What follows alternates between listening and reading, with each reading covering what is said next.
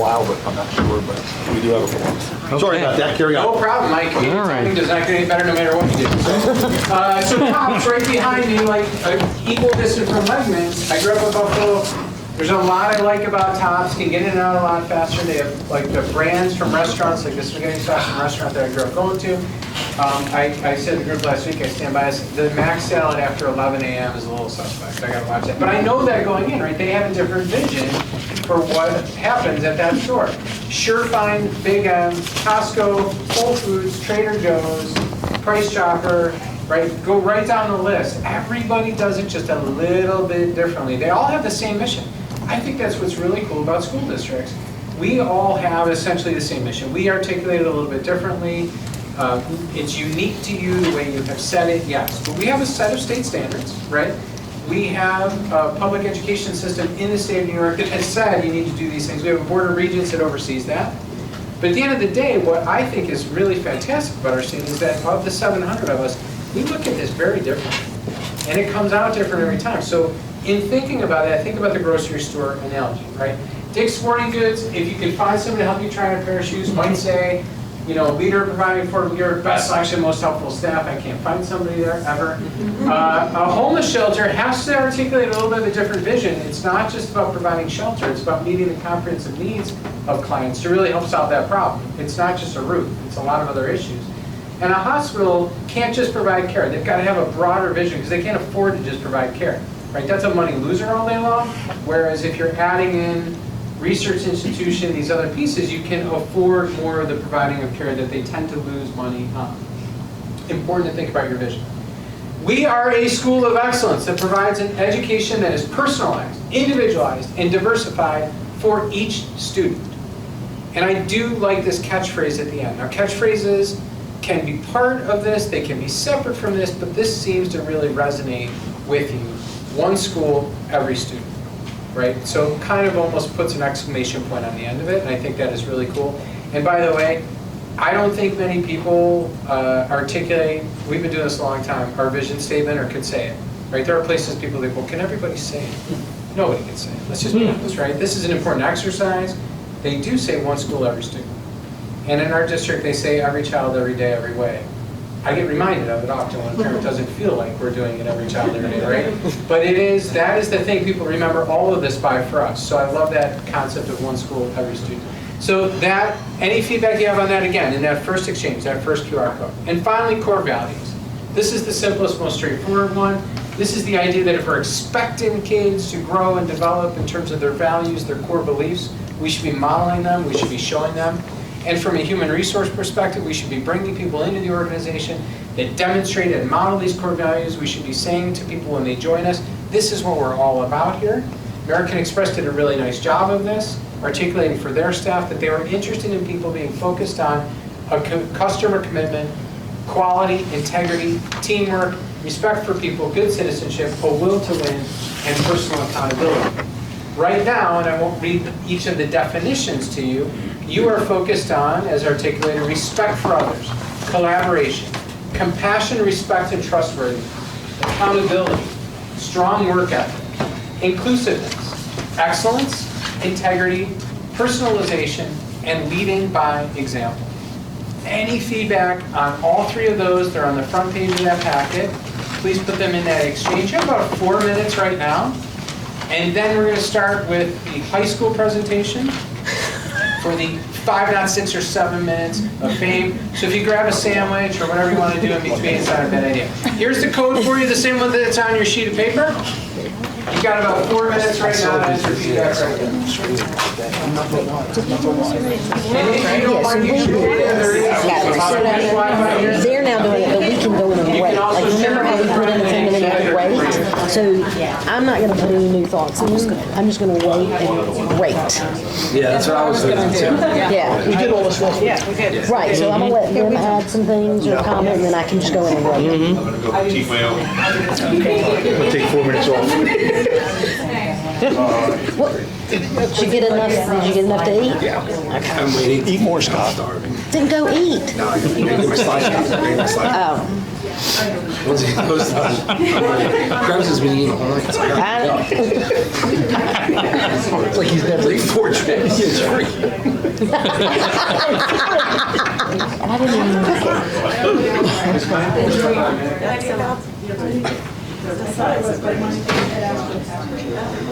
Jen, is there a password for the guest Wi-Fi? Yes, it's 2024 grad. all lowercase. All lowercase, no space. Beth is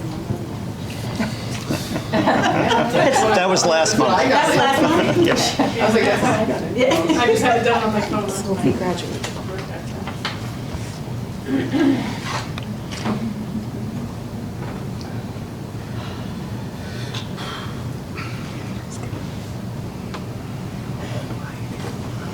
Everybody's thinking.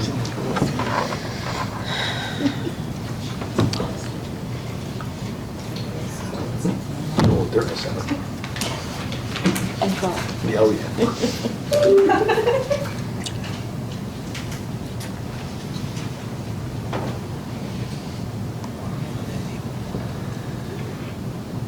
Right over here.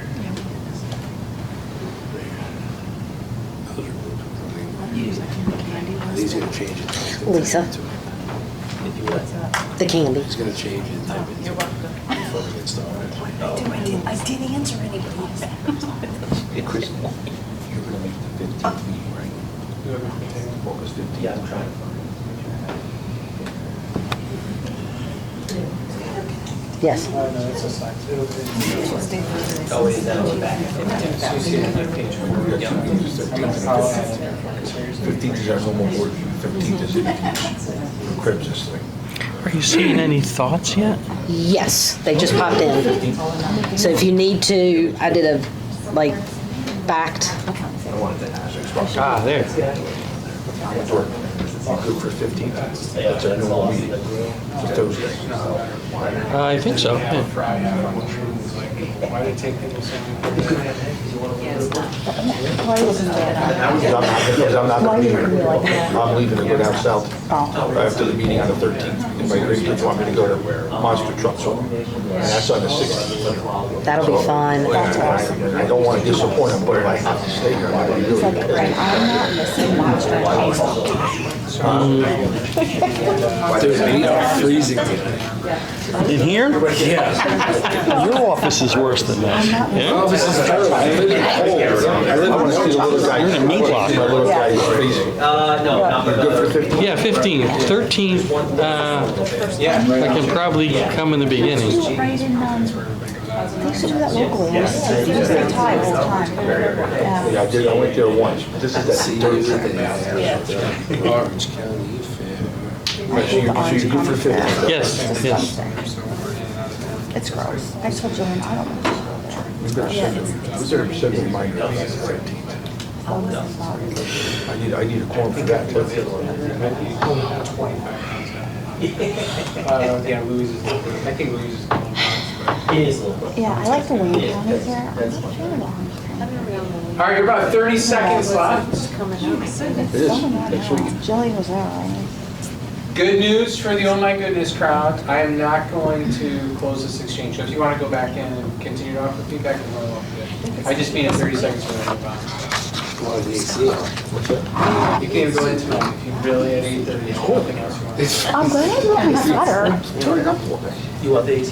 Well, I don't care, but people are back here cold. It's just mine. I'm all right with it. You're complaining? Yeah, it's just mine. That's what I said. He lives in a meat locker. That's why I kept saying, Mom, you keep it like a meat locker in here. I never did. Yeah, I like cold. So my wife likes my house, so you can hang meat in it.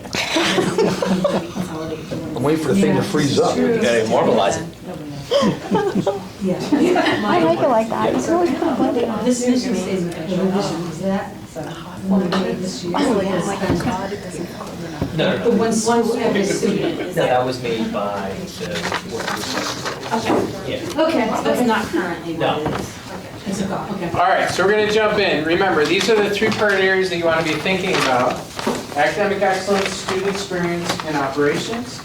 And each of them have 3 areas to really focus you in on that really are coming from, again, the data and our conversations last week.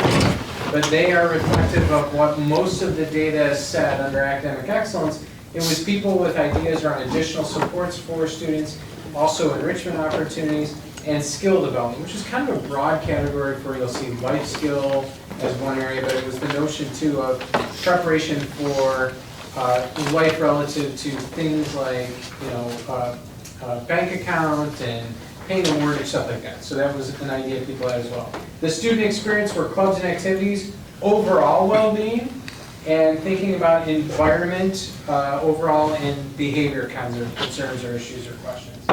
And under operations, it was communication and family engagement or involvement, facilities kinds of questions or suggestions, and broadly human resources, so staffing kinds of things.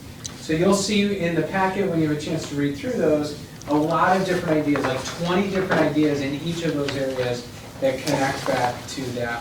When you get into your groups, and I'll explain all this when we get there, you're going to be asked to focus in on those 3 areas, and for each of the 3 areas, have at least 3 ideas. You can have 30 if you want, but at least 3, make sure that we're honoring the feedback from the community and that we are focused in on the data and what it actually said. And then you can go beyond that and have more ideas, but those are the areas that keep you relatively focused. And again, you can have way more than 3 ideas in each of those, but that's just to make sure you get started and that we have a good foundation to build on.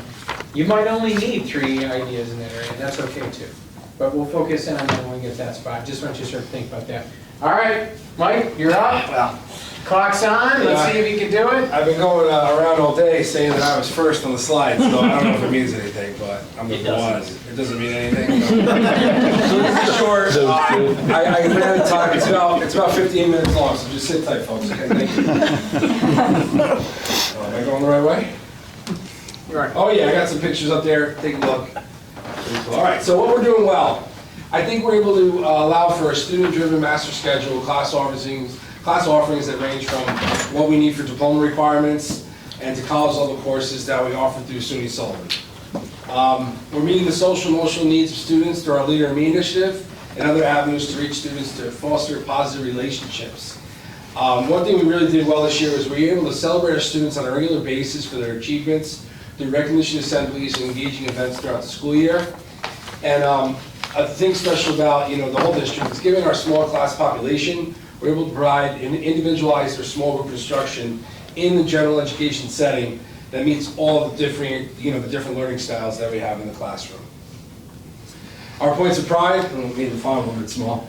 The junior senior high school, we held 4 student recognition assemblies throughout the school year, with the 4th one was like the culminating kind of awards assembly that we had at the end of the year.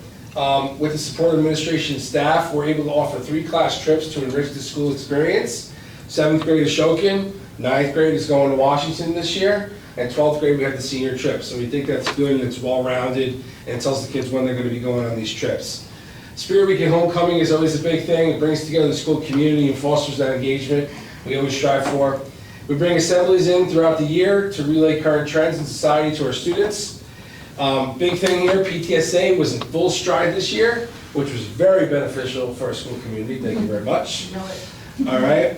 We also had a wellness day that took place and allows students to engage with specific activities that target their interest and brings the community into our building, which for me is always want to bring the community in, the stakeholders that are helping us each and every day. And then this year we got a grant through Sullivan 180. We'll launch our compost initiative, which will be school-wide. We are the Eldred Waste Warriors this year. All right. So what we've been working on or considering, we're going to work heavily on preventing the vaping epidemic plaguing schools nationwide. This has been done through outreach to community organizations, trainings, and wellness day activities. And I decided to put this on here because it is a problem. It's a problem everywhere, and we're getting ahead of it, and we're trying to prevent this problem and help our students. Schools are here for kids, and our mission is to give them more voice in their educational experience. I want kids to take ownership of their learning. Okay, that whether it be in the classroom or be through extracurriculars or whatever they're doing. So I want this to happen more outside the classroom and in the classroom, so both. We're continuing to meet the diverse learning styles that enter our classrooms through the many avenues that we have. And the safety team, we're still working on our safety in our school building on a regular basis to discuss how to keep our students and our entire building safe, I think. Oh, our hopes and dreams. You got a little confident there, didn't it? It was 10 seconds, It was Mike. not peace, it was 2 minutes. Peace out. All right. Our biggest thing is we want to have one single point of entry to the junior senior high school. This to me is a big safety thing, so we're working on that. We're going to continue to offer more electives and college level courses that pique our students' interest and prepare them for their future. We're designate dedicated areas within the school where students can freely express their creativity through various mediums such as art, music, writing, and technology, possibly student lounge. Motivate students to strive for the best in themselves. This might mean finding alternative ways to reach these students. In academics, we're still going to do our STAR assessments, overall class performance for students.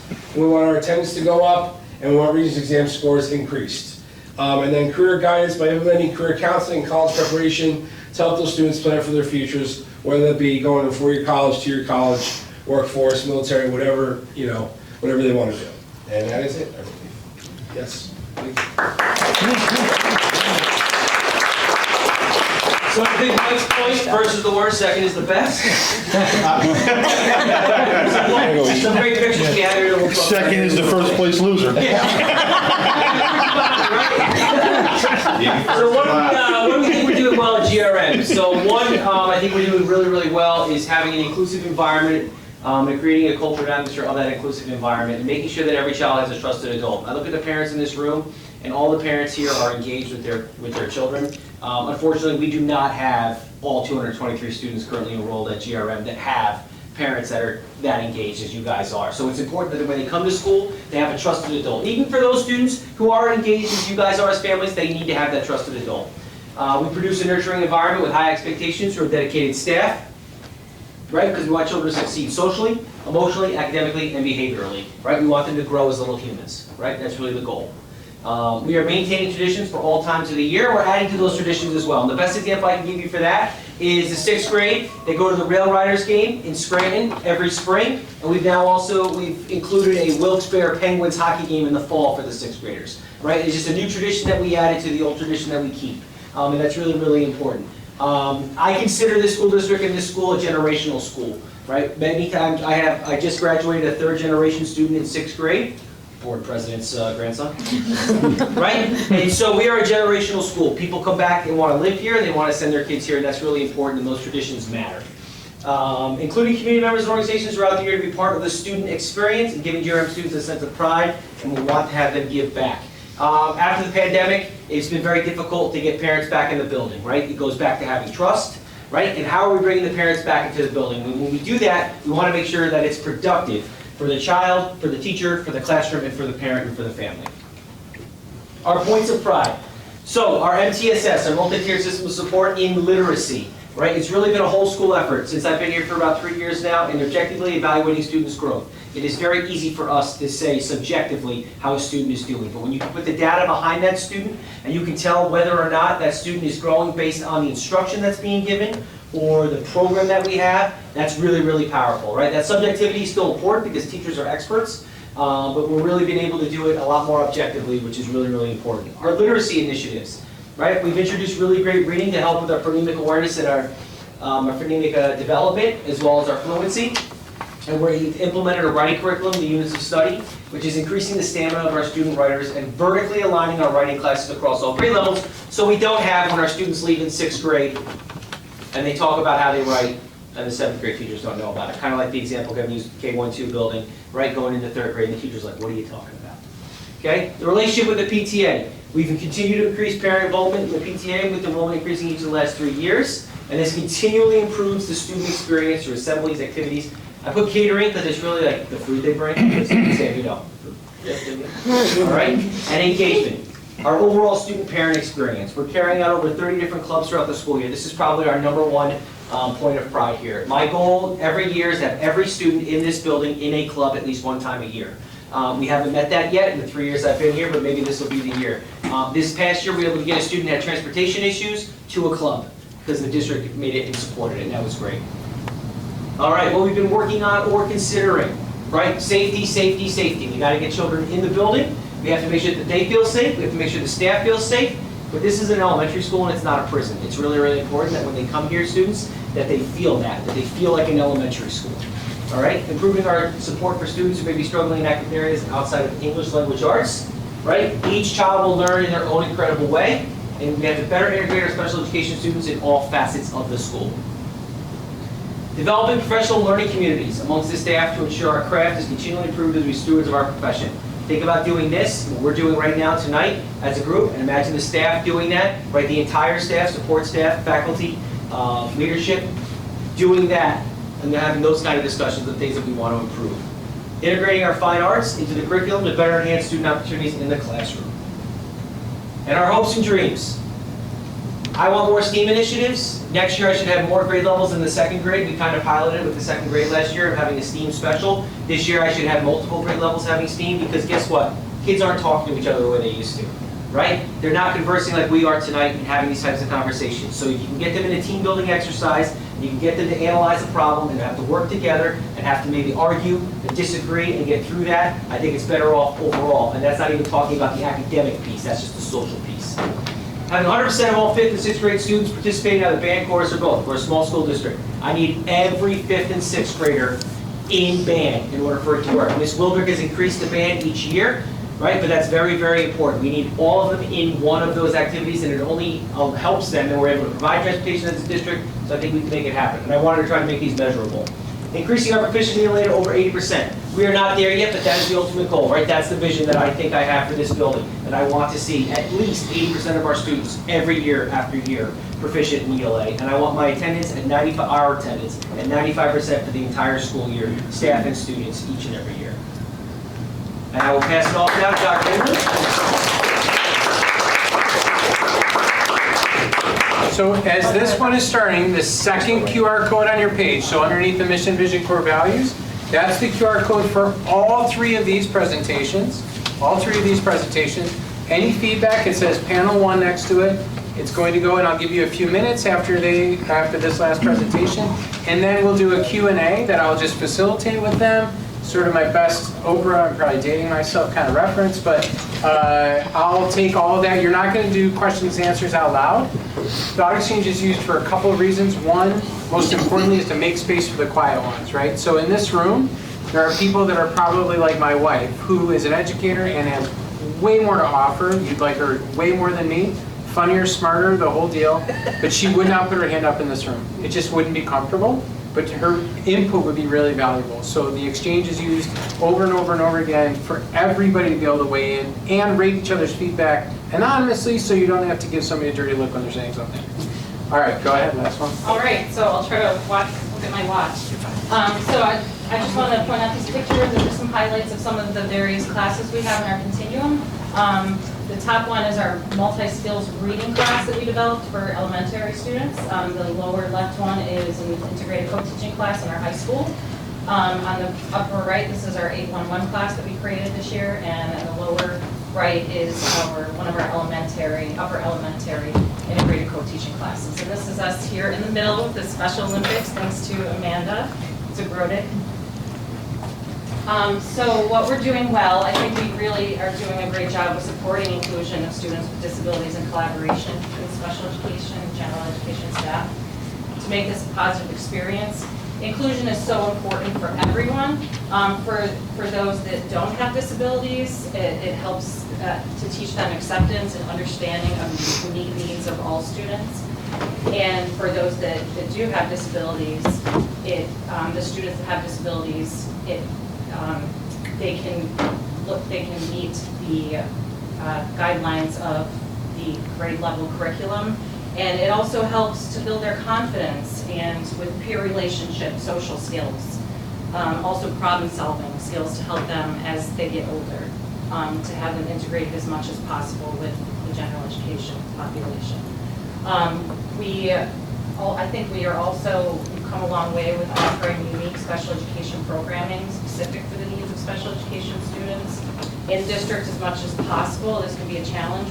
With being a small district, we really have to do a lot of problem solving each year to try to figure out what works best for each child, and to also have them in the least restrictive environment and try to keep them in district as much as possible.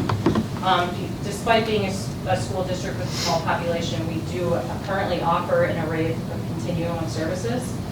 And I'm proud to say that the special education department does provide consultation and support to general education, special education staff, and families.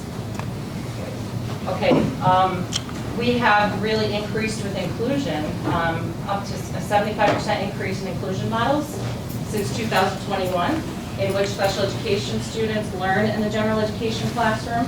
We also have the enhanced continuum of services, including integrated co-teaching, direct consultant teaching, subject-specific special class, full-day special class, special multi-sensory reading class, special multi-skills class, and resources.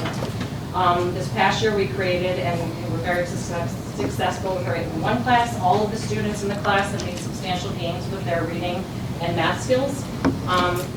In turn, we have a decrease in out-of-district placements through an increased continuum of services.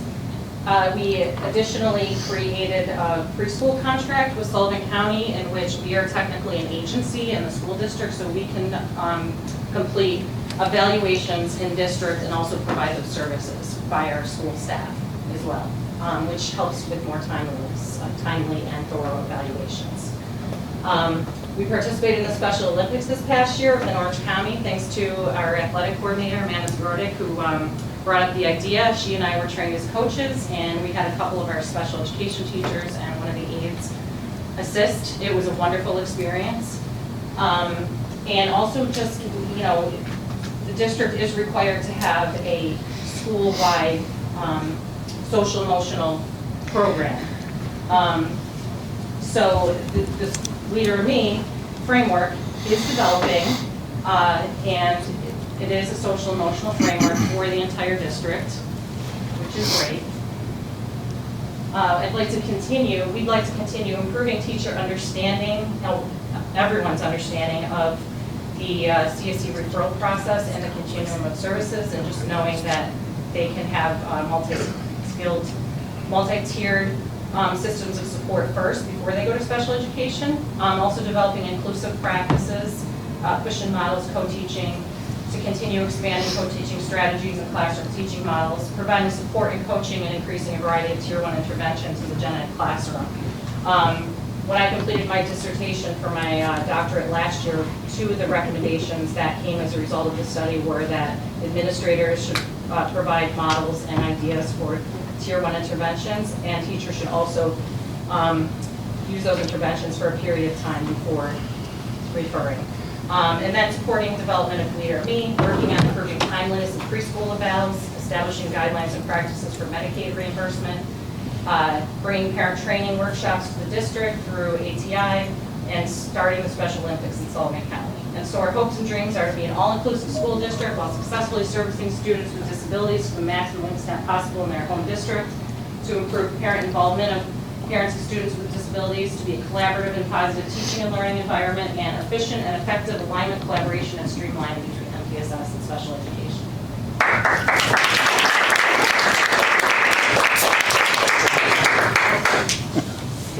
And Scott is in this one too, my apologies. So it's the first 4 presentations, instructional services up next. I didn't realize that. I was sitting here. Oh. All right. I heard 3. All right, we're ready to go. That's fine. I'll be quick. Less than 3 minutes. How's that sound? Okay. So our instructional services, because a lot was covered by our principals and director of special education. So what we're doing, well, we have a writing curriculum, K-6. We actually have a coach that comes into our district to assist with strategies and support. We have our college AP courses being offered to students, and that's a good thing. A little less than good thing is that our numbers in those classes are starting to be a concern for us. Our Leader in Me, we implemented this past year. We have 2 of our programs. One is our culture and our leadership. And this year, upcoming, we're going to be instituting our academic program. And we give staff needed materials and PD opportunities. Points of pride, we have student writing work is displayed throughout the elementary school. I'm hoping that you're seeing that when you come into our building at the elementary school daily. Our Leader and Me, our 2 action groups, as I said, were formed the previous year, and we provide ongoing professional development opportunities for teachers. Teachers are the #1 reason why you have successful schools.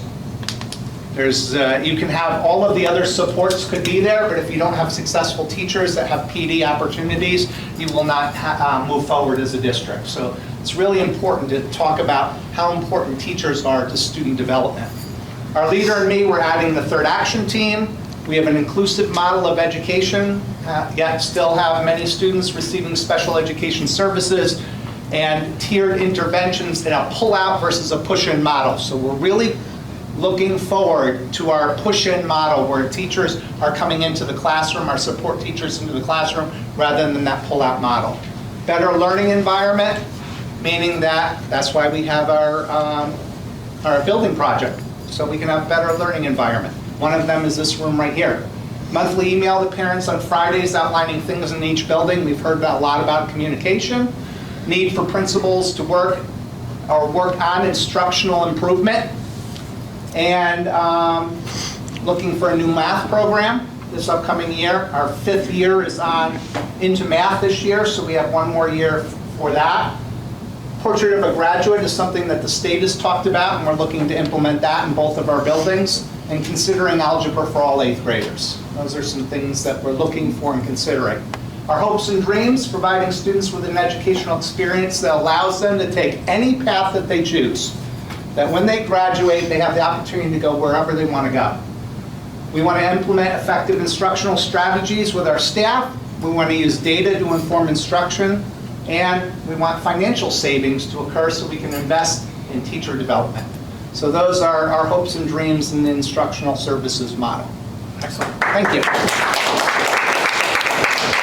All right, so there's your code. It's the same one on your packet. That is the second one down on that second page. You have 4 minutes right now. Offer feedback, questions, comments, suggestions. And then these 4 fine individuals will stand back there by the fruit bowls. So you can throw rotten vegetables at them? Yes, exactly.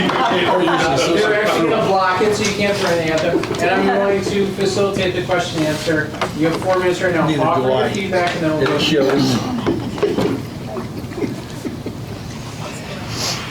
I'll stand by you. Professional development. Time flies when you're having fun. I know sometimes we use. I know, oh my God. I have LIM, Leader and Me, so there's a title that's Leader and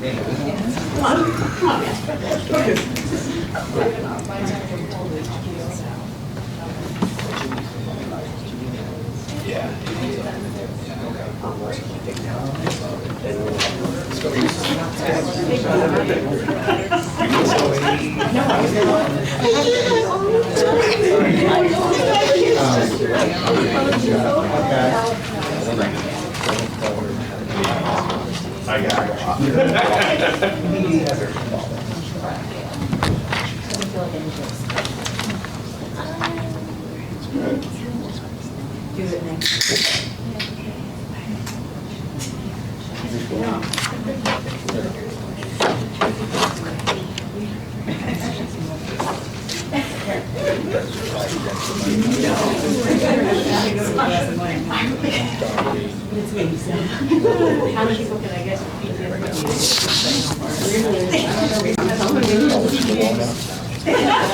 You got a lot of ideas.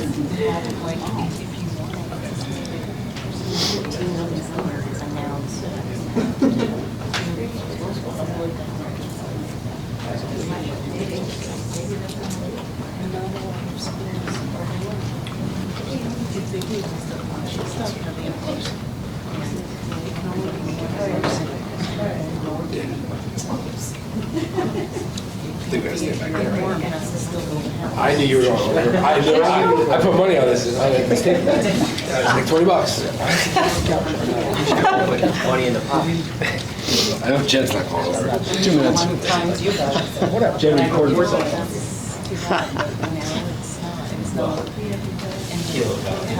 He's just jealous because I did an awesome video last night. Just sit there. Look great.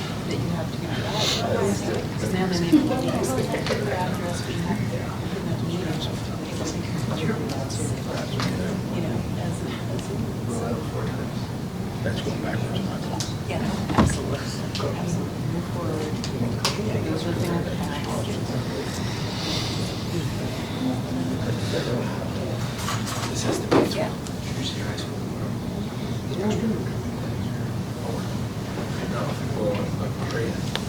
already planning on what to do with the food. They're like, this guy's making everything. They don't start loading in the car. Caleb dropped the ball last time on that. Oh, did you? I did. I'll take care of it.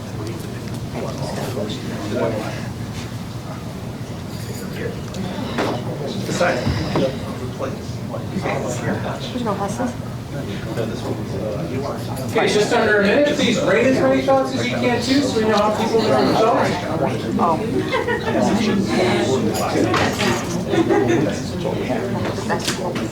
I want to go. I tell them, speak. I think we'll be good. I'm gonna nail Nancy down to it.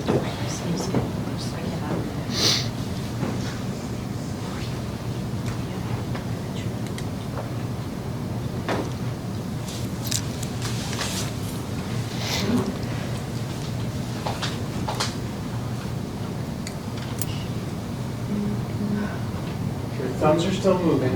As soon as I press stop, it's going to kick you out. So wrap up whatever thought you were in. Hate to see people disappointed. If I don't press stop, they move around. Look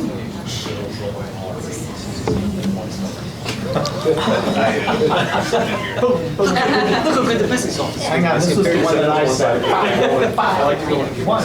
Yeah. I just gotta find it.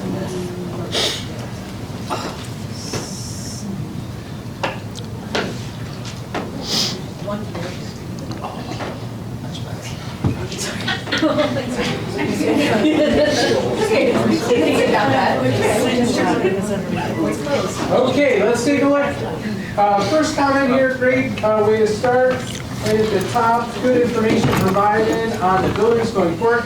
Communication of information. Yeah, you know, one, this is that idea of ambassadors. So for those of you that may not know everything happening in every place, it's a great way to get all this information. But also, as you go into your groups later, to know what is currently happening that you may not have known about, helps as you offer ideas, right? Then it's a more efficient way to get at it instead of, oh yeah, we already do that, we already do that, we already do that, which gets kind of frustrating too. So at least you have a good sense for what is happening beyond what you may have already known. GRM seems to be moving forward with student-centered initiatives and parent involvement. Builds trust, feels welcoming, enriches the lives of families to feel included. Teachers attending PD and modeling a desire and passion for student needs to continue moving forward. Students lead by example. They do what they see. Hearing them excited to learn something new should spark an interest in students. That's fantastic.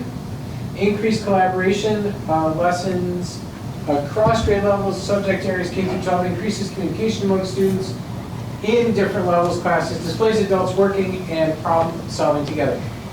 Principals, or Scott, anybody, any one of the four of you actually have any ideas or thoughts about that idea of increasing more collaborative lessons and opportunities across grade levels, K through 12, and subject areas?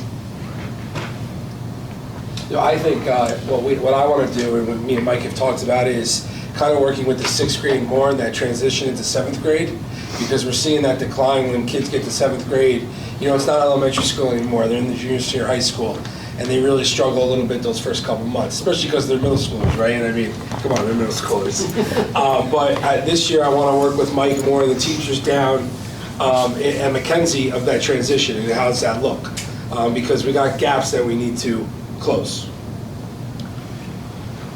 Yeah, I mean, to Mike's point, to not operate in a silo, it's really important that everything is vertically aligned in what we do, and that's K-12. That's not pre-K 6 and then 7 through 12, right? Everything that we're doing in all the subject areas, it has to be aligned grade level to grade level, right? There's a horizontal alignment amongst your grade levels, but then vertically aligned right up and down the grade levels, so. Mike, this might be a question more at your end, middle school, high school. How is continuity facilitated from 6th to 7th grade? Transition can be both difficult and exciting for students and parents, so maybe for both of you. Yeah, I mean, you know, I see the ISS. In-school suspension? So, yeah, I mean, That's where my mind went too. So. Is it ISS? I don't know. Like, okay. You know, I'm from here, so I just say these things figuring like somebody else gonna know. So. Instructional support services? Yeah, I mean, that transition's tough. Yeah, yes. Oh. That's what I kind of. That's why you're number one. That's why I'm number one. You know what it's a great reminder of though? Ed speak. It's Ed speak. So there are probably people in the room right now who are loving us as educators struggling with the ISL. Because we do that. So We have so many acronyms. yeah, in the last 3 presentations, and I should have said that at the beginning, because we do it, and it's not a great thing for people in the room that may not know all the acronyms. So we should spell those out too. So that's a good one. Go ahead. So it is a big transition. Like I said, the 7th graders are thrown into a high school, right? And they're given a high school kind of, they have a middle school schedule, but we need to use our teachers for high school subjects as well. So it's tough sometimes. So we're really trying to social emotionally help those kids transition. I always say, and this is, middle schoolers are very interesting. They're an interesting, breed, I guess you'd say. And then for the first 2 months, it's like, you let them go. And it's like, whoa, they won't stop touching each other. They won't stop saying silly stuff. So it's like really getting them focused on education and what they're here for and, the proper way to behave. It's tough, but we're working on it. So Mike Carpentier, you made the comment about a generational school. I thought that was great. But when it comes to being a generational school, it's a good question. Yes, it is. How do you break the negative perceptions and promote positives that come along with that? Thought? So it was said earlier at our table, or I think maybe there's a small group before, but everything has to be student-centered. It can't be what so-and-so had, in 1985. It has to be student-centered because the world changes, schools change, people change. And that's where the one example that I kind of talked about, like the Railspurs game is a great thing for the 6th graders, right? And we were able to add a hockey game to that, right, in the fall. So they kind of get those 2 field trips, and it's kind of like the culmination for them. Being here for 8 years, they get those 2 events, which are great. But again, if that baseball game was something that's not appropriate for a 12-year-old, then that's something we would look at because it's going to have to be important for the students. So that does come across a lot, that comment. I get that a lot with many of the decisions that we make as a school. And when I was here, we did this or we did it this way. And, I have to have a very delicate conversation.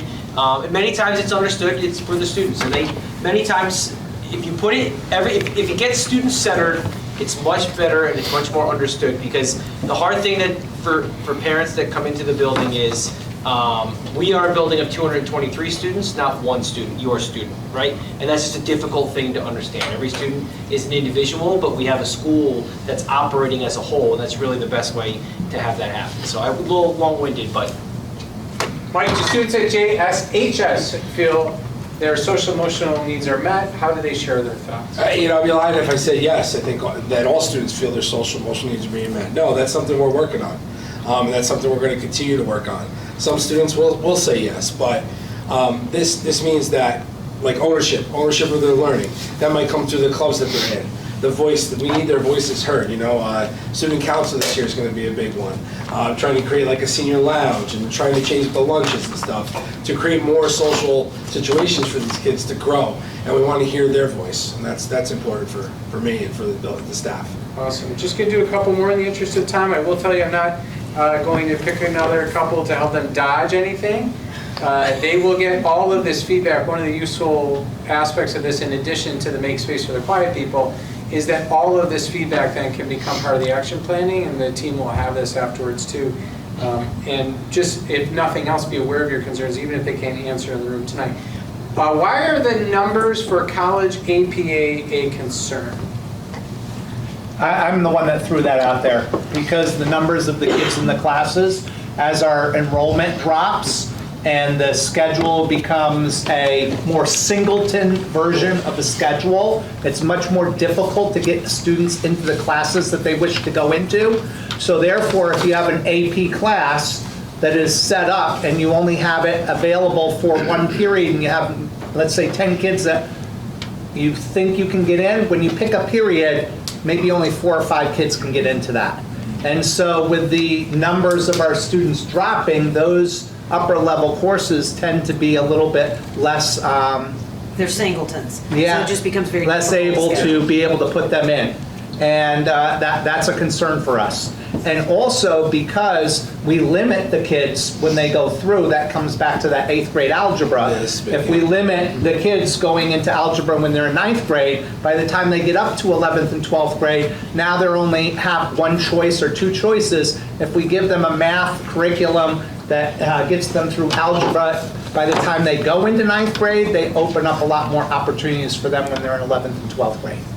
Can you then continue on that theme, preparations need to be done, 7th grade in math instruction so students are successful? It's not just, it's up to 7th grade. So that question about what preparations have to be done, in essence, what you're doing is you're taking those years of 7th and 8th grade that provide them a resource for their algebra class in 9th grade, and you're taking that 7th and 8th grade and trying to spread it out so they're getting the materials in 6th and 7th grade that they would have gotten in 7th and 8th grade. So you're moving back those learning opportunities for students. One thing about that is that for those of you who are a little like, what's happening here? It seems like we're a little bit behind the 8 ball. We were just sent out a notice to our schools in the county, in our county, and many schools are going that route in the county. They want to give their students an opportunity that they would be able to be on path to take those upper level classes. Can you give these for a round of applause, please?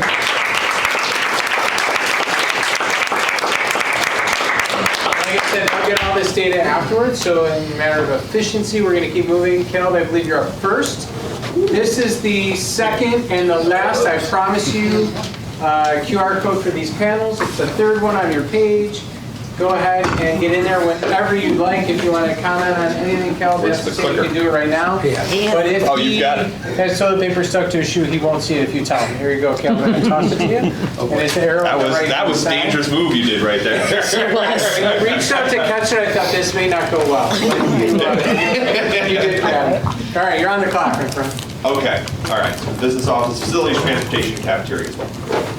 Okay, so what we're doing well right now is fiscal sustainability. When we got here, we were operating at multi-year losses. At least 6 years in a row we had run losses. We were considered the most fiscally stressed school district in the state. We no longer have a score period. We typically run a 0 score, sometimes it's 3.3, depending how much cash is there on June 30th. But in general, we are no longer marked by the state in any way, shape, or form. And we've run 6 straight years of surpluses, with 1 year where we had a very, very small deficit, which was corrected the next year. We now have the CEP program in our food service in both buildings, which means we're able to provide free breakfast and lunch to every student who attends Eldred. For facilities, we've done a ton of upgrades to the buildings since 17-18. We've done, you can look right outside and see a lot of it right now. Playgrounds we've put in, we've upgraded fire systems, we've upgraded HVAC systems, we've done this maker space, and we're now doing a very large capital project that includes the sidewalks, the roof, the athletic facilities over there, which we really kind of want to look at as more like an event space than an athletic facility. We've updated our transportation equipment. We have brand new buses. And we were able to maintain our services through the driver shortages, which was good. So our points of pride, I think I mentioned this already with our fiscal stress score. Last year we were at 3.3, we were at 73.3 in 18. This is like golf, the lower the better. You don't want to be high, 73.3 is bad. It uses factors such as cash on hand, outstanding debt, annual financial results. So we have very low debt now. We have twice the amount of cash I had on hand when I first started here, and we have double the reserves as well. We increased our other revenues. That's a point of pride for me as well, because there's really no point in pride in raising taxes. It doesn't make me feel good to raise taxes, and it doesn't take any skill. The other increases in our revenues are things like interest.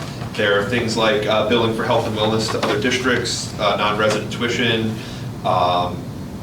We get CPSE money, so we've been able to find additional funds that we get from the county for things like that. And we've increased that from $190,000 to $431,000 per year. So it's more than double. That's money that I don't just get from the state. We had to go find that. We maintain an average tax rate increase of 0.9% a year, and except if you're in Tustin, I'm sorry, there's some funky things that go on with your equalization rate. I don't have control over that. But if you were paying $3,000 and you lived in Highland and you don't have any higher assessments, 6 years from then, you should have been paying about $3,150, and that's like 6 years later, so your taxes, we've been able to maintain pretty well. We're serving 62 more lunches per day and 88 more breakfasts per day, even after accounting for the fact we have 100 less students here. So 17-18 with 500 and change students, we were serving 217 lunches a day. We're now serving 200, almost 280 lunches a day, and we have 100 less kids. So we're serving a lot more meals. Transportation, a lot of other schools have had reductions in their service because of drivers. We have not had to cut any of our transportation due to lost drivers. So that is thanks to the work of Melissa in keeping that staff. What we've been working on in the business office is working on improving our customer service. We're getting a new HR software so people can go and access all of their employment data in one place. We're just starting to do that onboarding and offboarding for that right now in the summer. In the cafeteria, working on incorporating more local foods into our program and transitioning most school events to be serviced by our cafeteria staff. You'll notice that most of our conferences now get done by the cafeteria staff. We also had the cafeteria staff did a really nice for the Sullivan County School Boards Association. So they're doing all of our events, except for the first one at the beginning of the year. We will still be having that catered. Our facilities department is hard at work supporting the capital project. We focus on security upgrades. They mentioned the vestibules. And the transportation department is working on the electric vehicle transition, which hopefully we won't have to do, but we probably will by 2035. Our hopes and dreams. In the business office, we'd like to eventually have an employee hub where there's one place they can go to access all their information. We would like to transition to a paperless office within the next 5 years with all records, requests, and transactions performed electronically. We'd like to continue to maintain our finances in such a way so that instructional decisions aren't hampered by our lack of funding.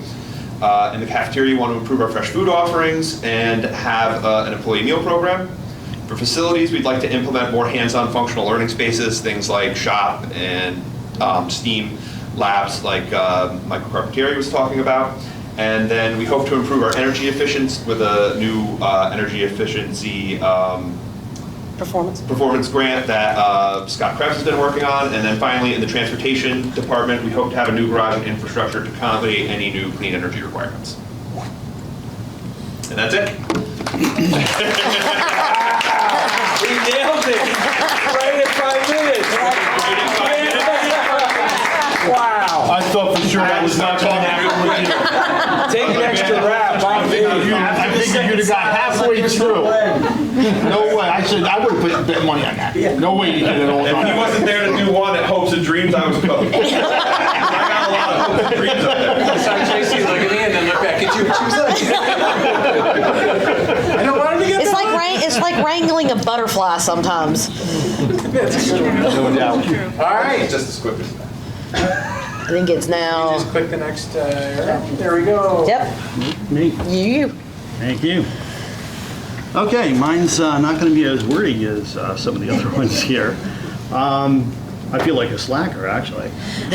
So what we're doing well, we do personal service really well. We provide individualized attention to meet the unique needs of students and staff with a highly competent, skilled professionals. Problem solving, we quickly and effectively resolve problems to minimize downtime and disruptions, and we work well beyond computers. Pretty much anything that plugs into a wall we consider technology, and we'll take it on. Our points of pride: two-way radio system. It enables inter-school building communications, so we have a link between GRM and the JSHS. We also have a link to the bus system. We have future integration with the County 911 communication system through a county link that we've developed with BOCES. We installed high-definition presentation sound systems here at GRM and JSHS.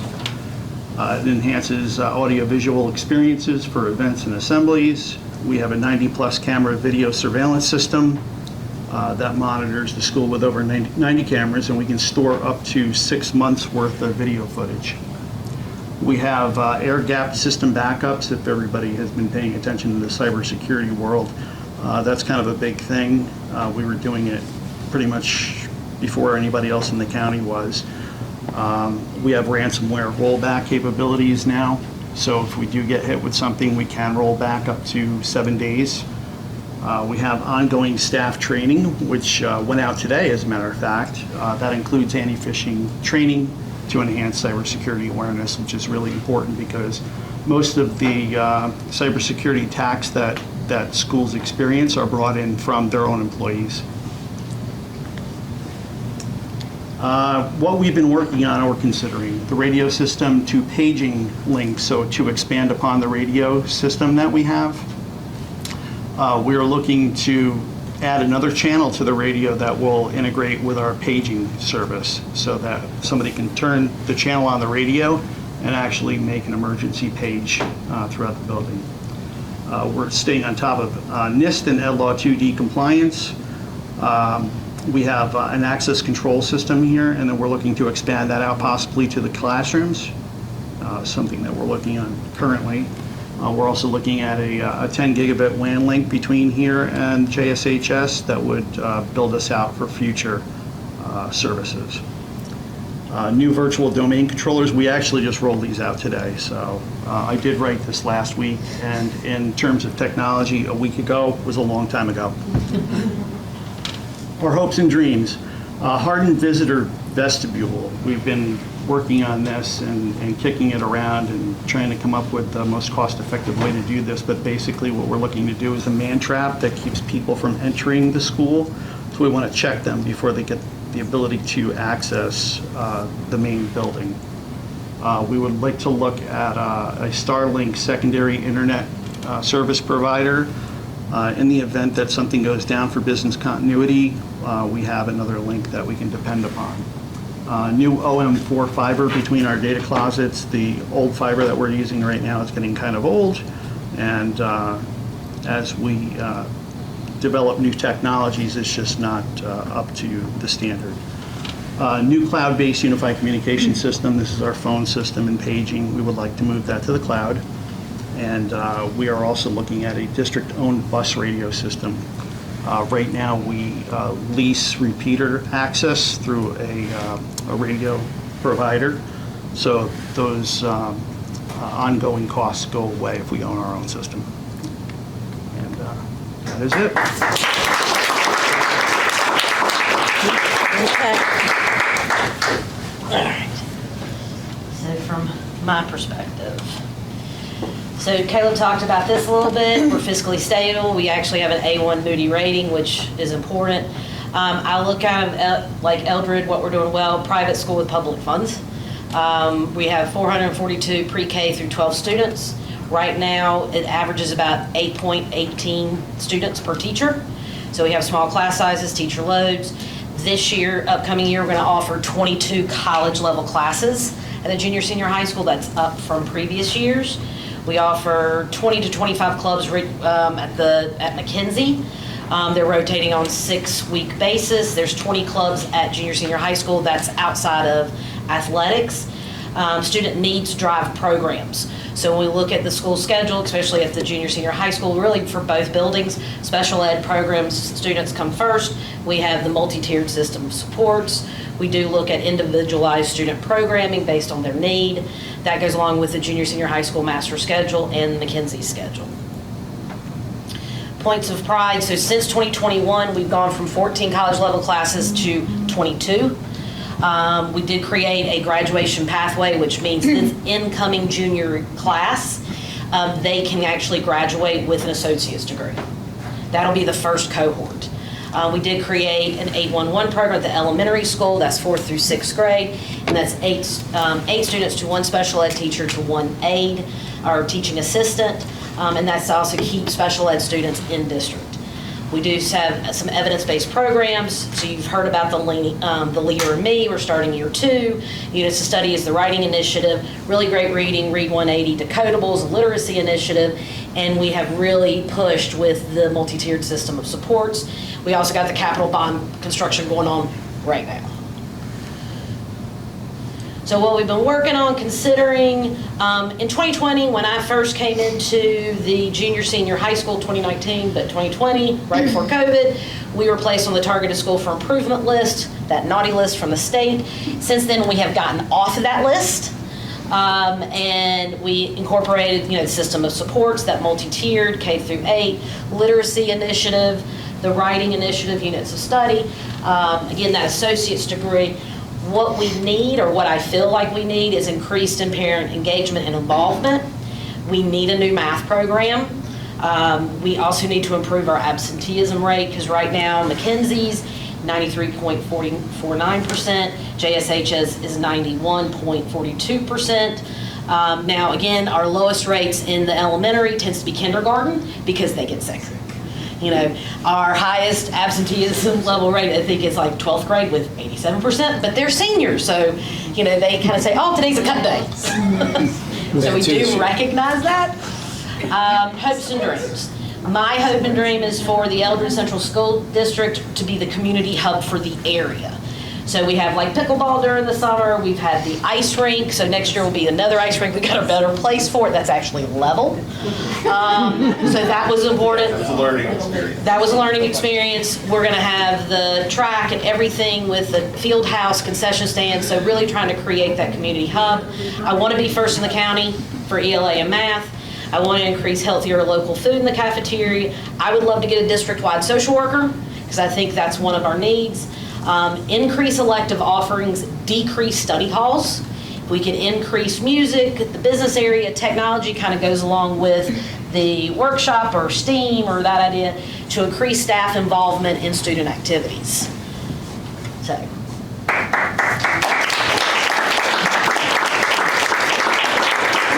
I'm gonna tell you right now, you wanna find out exactly how level your backyard is? Put an ice rink? Water does not lie. Water tells the truth all day long.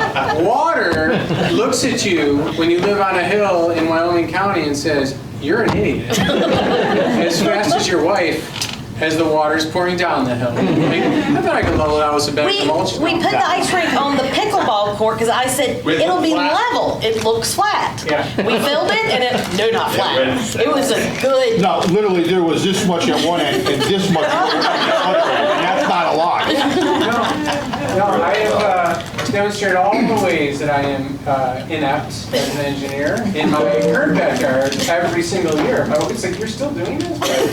But putting half water on one end is not so great. All right, last panel. Go ahead and please offer any questions, comments, suggestions for those three presentations. And we will have one more discussion before you jump into your groups.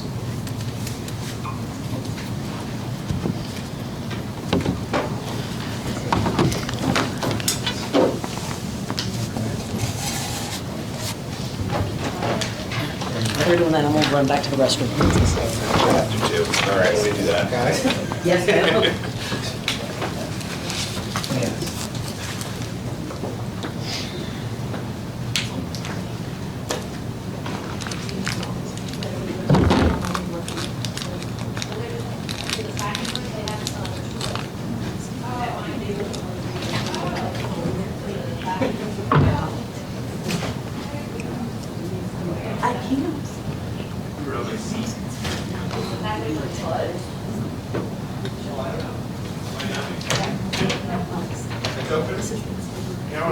But, yeah, I'll get you.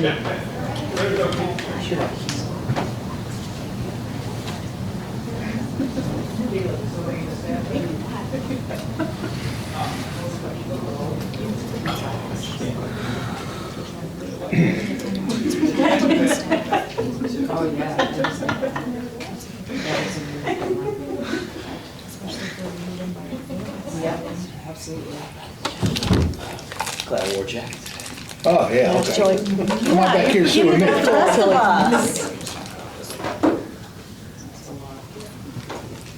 The alternative is marshmallows. What's that? When it's like 95 degrees in here and the air wasn't working. Oh, it's true. Well, we were in here last week and it wasn't working. Yeah. I'd rather be cold Yeah, the and alternative. wearing layers. Exactly. Go to our Lost and Found, there's plenty of jackets. Might be a little small, but. No, they may not fit. I haven't had a running nose in like 3 months. It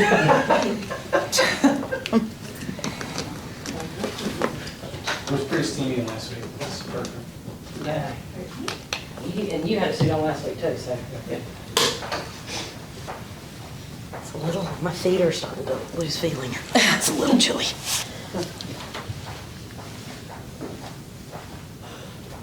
Oh my gosh.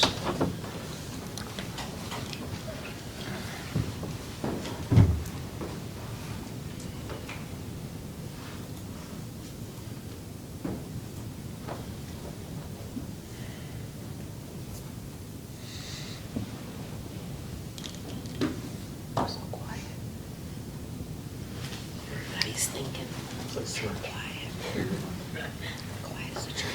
It's been a long time since I've been there. How was the weather down there?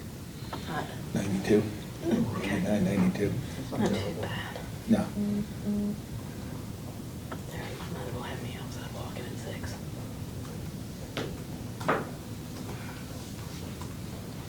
I like watching all the people there. Yeah. Did the hot dog place have license plates on the wall? Oh, Tom, Yeah, I found it. I'm sure you did. Yeah, wait.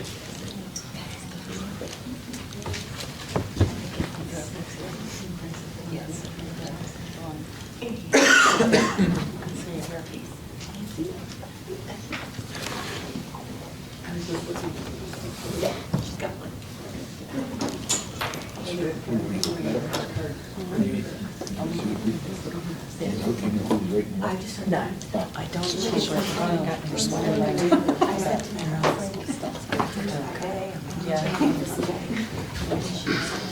Oh, yeah, no, listen, we have a real problem with it to deal with. Right on down to coaching sports and staying after to do stuff, it's a problem over there, there's no doubt. You see the teachers going up to their cars before the buses left the park. I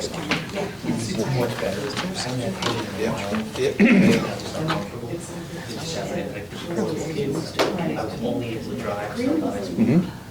6 weeks being driven here, yeah, so, you know. Okay, last 20 seconds.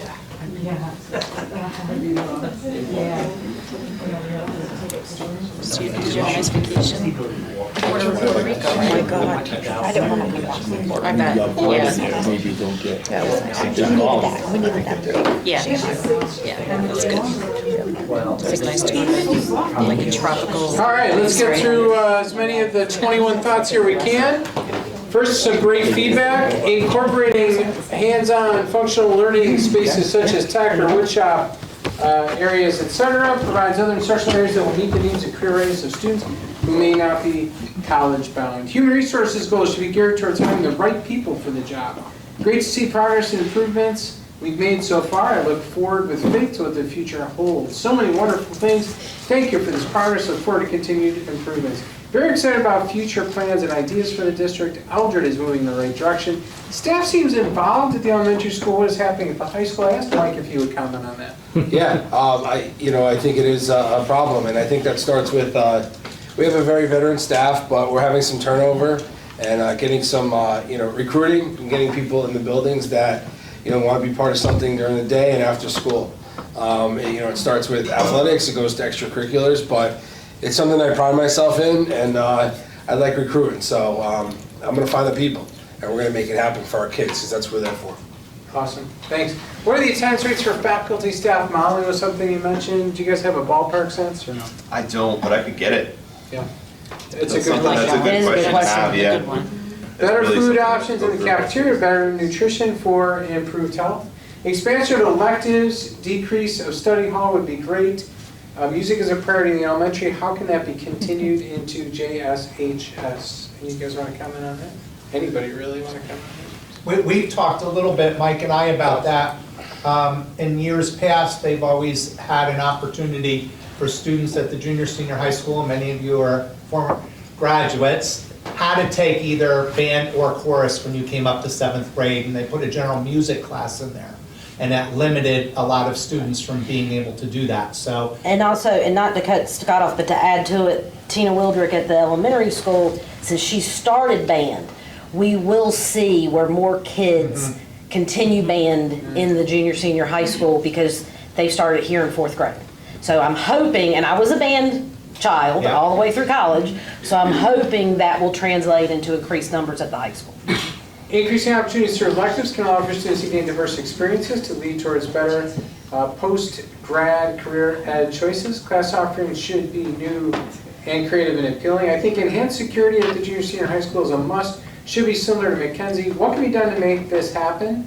There's that, and I just want to ask you kind of both of them at once. Will the access control system help with high schools, one entry point access to the building? Is this going to happen to start school? We're working on that right now as far as limiting, because right now the faculty can come in a side door, And we're actually to increase our single point of entry. That will be, basically your swipe badge won't work after 7:10. So then you have to, so nobody can get in. And that, if Caleb gets there after 7:10, he won't be able to go in his back door. I won't be able to go. We will all start employees filtering in through that single point of entry. We are looking at trying to create that hardened vestibule. It could be done today, but there's a couple things you have to deal with when you're dealing with large groups of people. First, you have an employment culture. You have the employee's culture. There's a theory in HR called incrementalism. So it's very difficult to come out and say, so like right now, I could do no pay stubs. Come out, say January 1st, and that's something we might do. January 1st, you have to go online to get your pay stubs from now on. We can do a number of other things, say, hey, you have to do direct deposit, but if you come and you just rip the Band-Aid off and say, you need to log in here, in public, it's a little different than private. So if you have unions and stuff, and I come in and I say, you know what, you're gonna badge in for your timesheet now.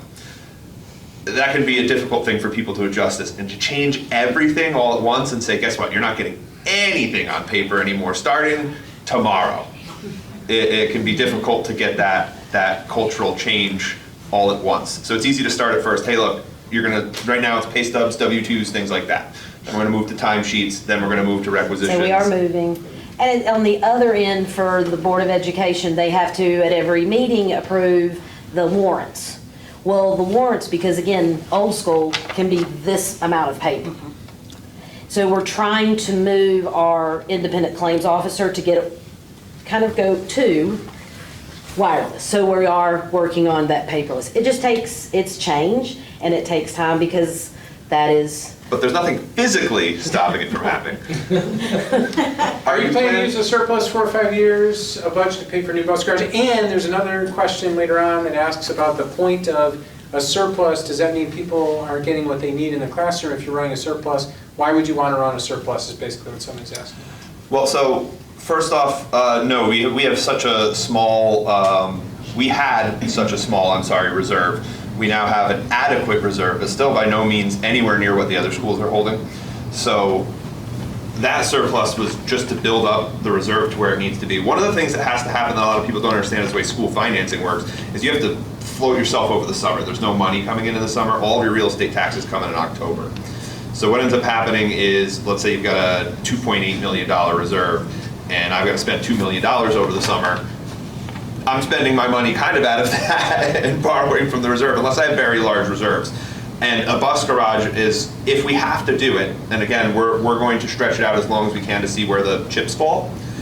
But if we have to do it, our reserves aren't going to be enough to cover a bus garage. That transition is going to be in the neighborhood of $10 to $12 million.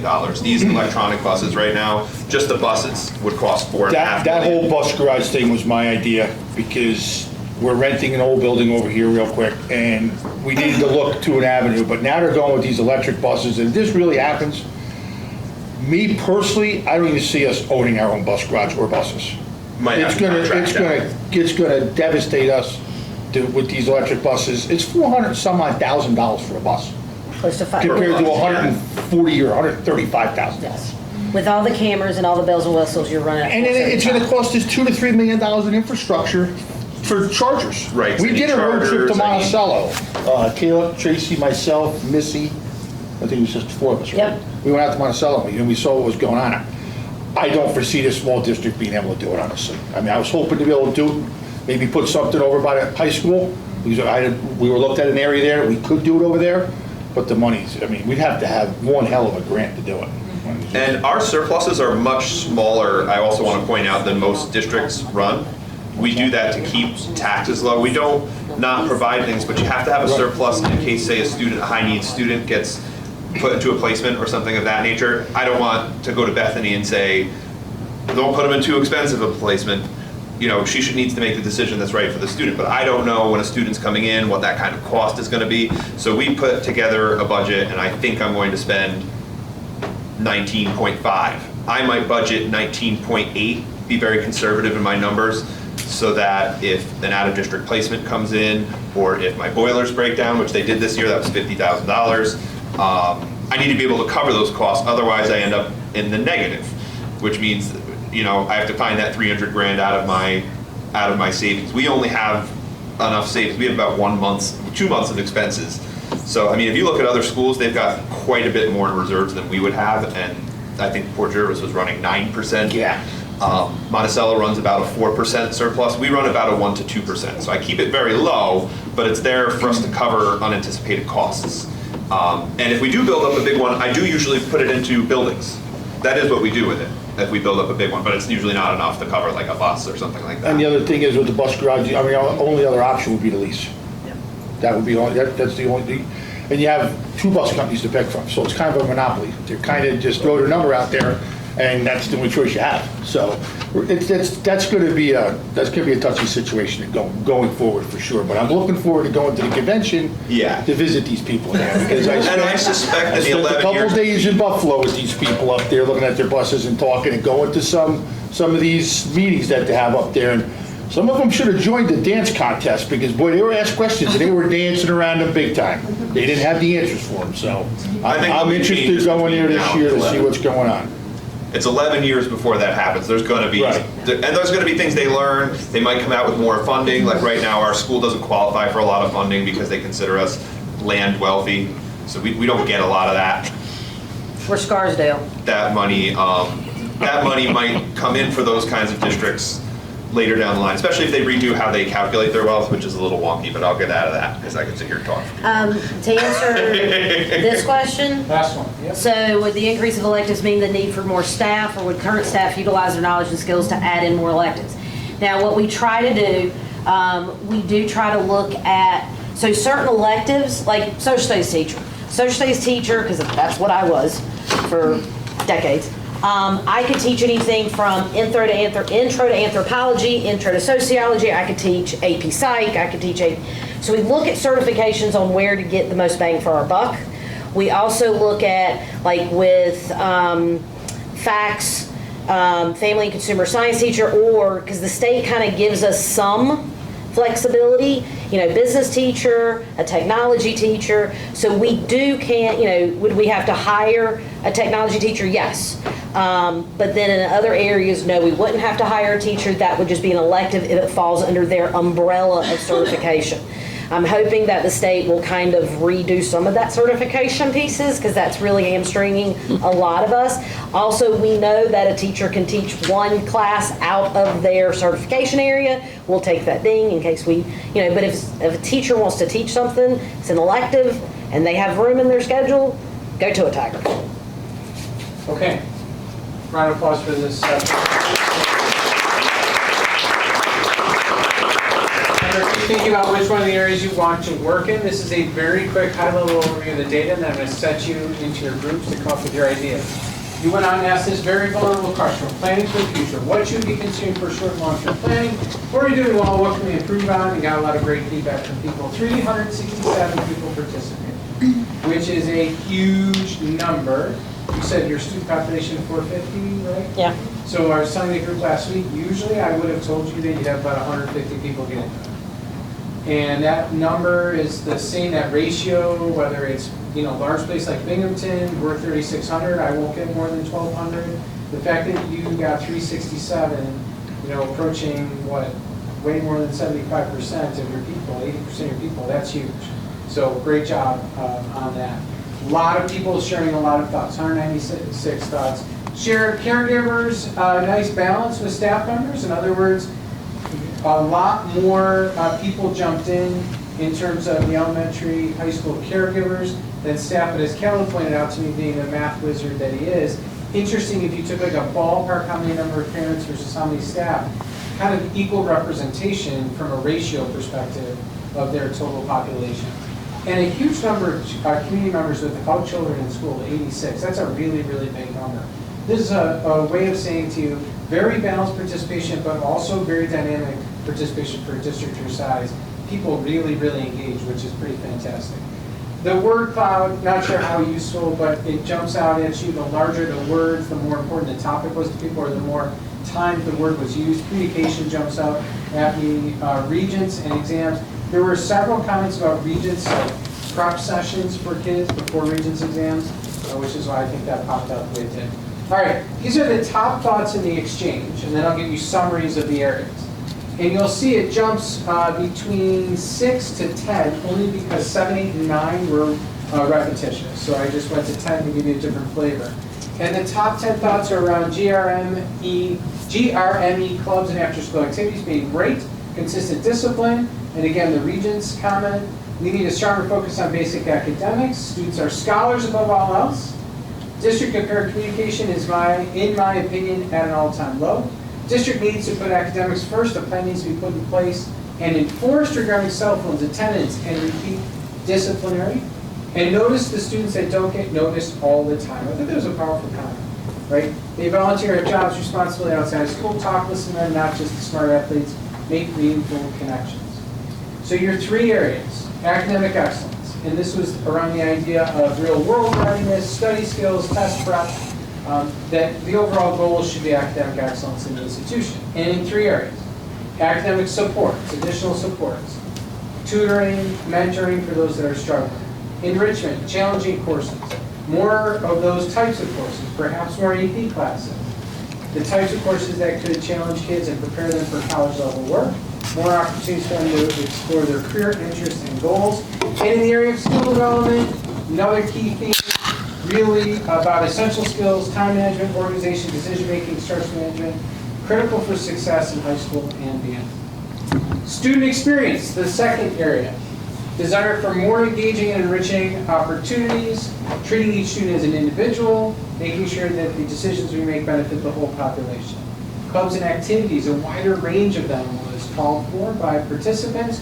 Overall well-being, a concern for participants, mental health resources, more inclusiveness and equity, and environment or behavior, right? It was kind of a positive way to describe the idea that people are saying is you hold kids accountable. Consistency came up. We talked about it a little bit last time. Respect, acceptance, issues like that were a common theme that came up in the exchange. And finally, operations. Variety of perceptions and conversation suggestions around financial management, discipline enforcement, academic program implementation. Have a full overview basically of the financial practices. We got a really good perspective on that from Kelly tonight. Really thoughtful and thorough. Communication and engagement, effective communication and engagement are seen as crucial to district success. What's interesting to me, an outsider, we got all this great information from Caleb tonight, and then people are also talking about communication. So is it about people, when they're saying like, well, I want to know, there's more transparency. Well, clearly you have a lot of it. How do you get that hate of the pony, so to speak, right? Like how do you communicate that so community members can see it and be a part of it? Facilities. Participants raised issues related to district facilities, air conditioning, classrooms. You probably could just run the air conditioning in here and open up the doors and then you feel really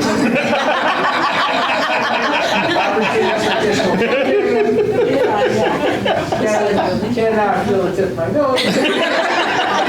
Human resources, staffing, participants talked about staffing, human resource kinds of concerns. Individualization is something that came up quite a bit, and reviewing all of those different practices. So those were the broad areas. You're going to then choose your group in a second, right? And remember these 3 focus areas under each priority area. You're going to discuss the feedback a little bit. You've got that packet. Take a look at the comments in your area. There's 20 summary ideas that fall under each category. The second is you're going to write one overall goal or objective for that area, the overall area. One statement that says in academic excellence, we would like to, for each of the 3. And then finally, the what's. You don't have to worry about who or when. This is just the what's of what you're going to do about it. The form, the document that your facilitators are filling in looks like this. I'm probably going to block people as I do this. My point is, you'll see the area of academic excellence, right? And if we take a look here, your 3 focus areas are highlighted for the facilitators in green.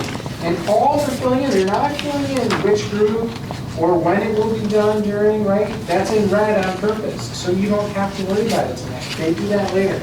They are going to fill in at least 3 ideas for each.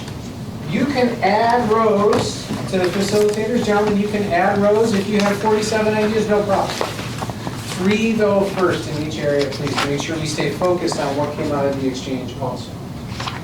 All right, and at the very end, right, so at quarter after, about 20 after, they're going to have 5 minutes to go to the other two groups and say, here's what my group came up with. What else would you like to add? So you'll get to add to that, but also you'll be able to walk out of there hearing what happened in the other groups, which I think is important also. All right. Mike Carpentieri is going to stay at this table, and you have academic excellence, correct? Yes. Student experience is the other Mike, correct? Yep. And operations is Scott at that table. Move yourself, spread yourself out. You're not going back to this table, so take your stuff with you. Get to work right away. And then again, at about 20 after. Well, depends on what you want to say. Student Experience, right here. I'm to the third group. Have a second choice in mind in case we need to move anybody, because it's too large one area. All right. So all the kids. Feels even older over here. You have to pick what academic excellence student I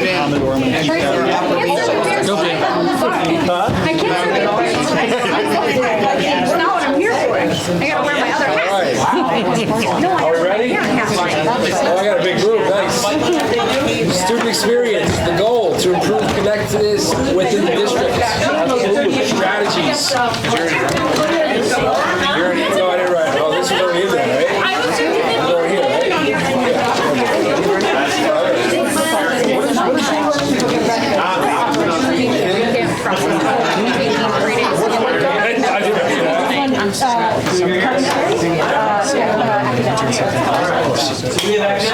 All right, one quick editorial note, now that you're into your groups. If anybody would like to leave the student experience, as popular as the #1 presenter, in other words, the first, Mike, is at this table, there is room at Academic Excellence and Operations. You don't have to move. There you go. There's Scott was planning for electric buses next year, Scott, so the other Scott wasn't. Scott went into the entire document and changed everything. Okay, this is a very important note for you.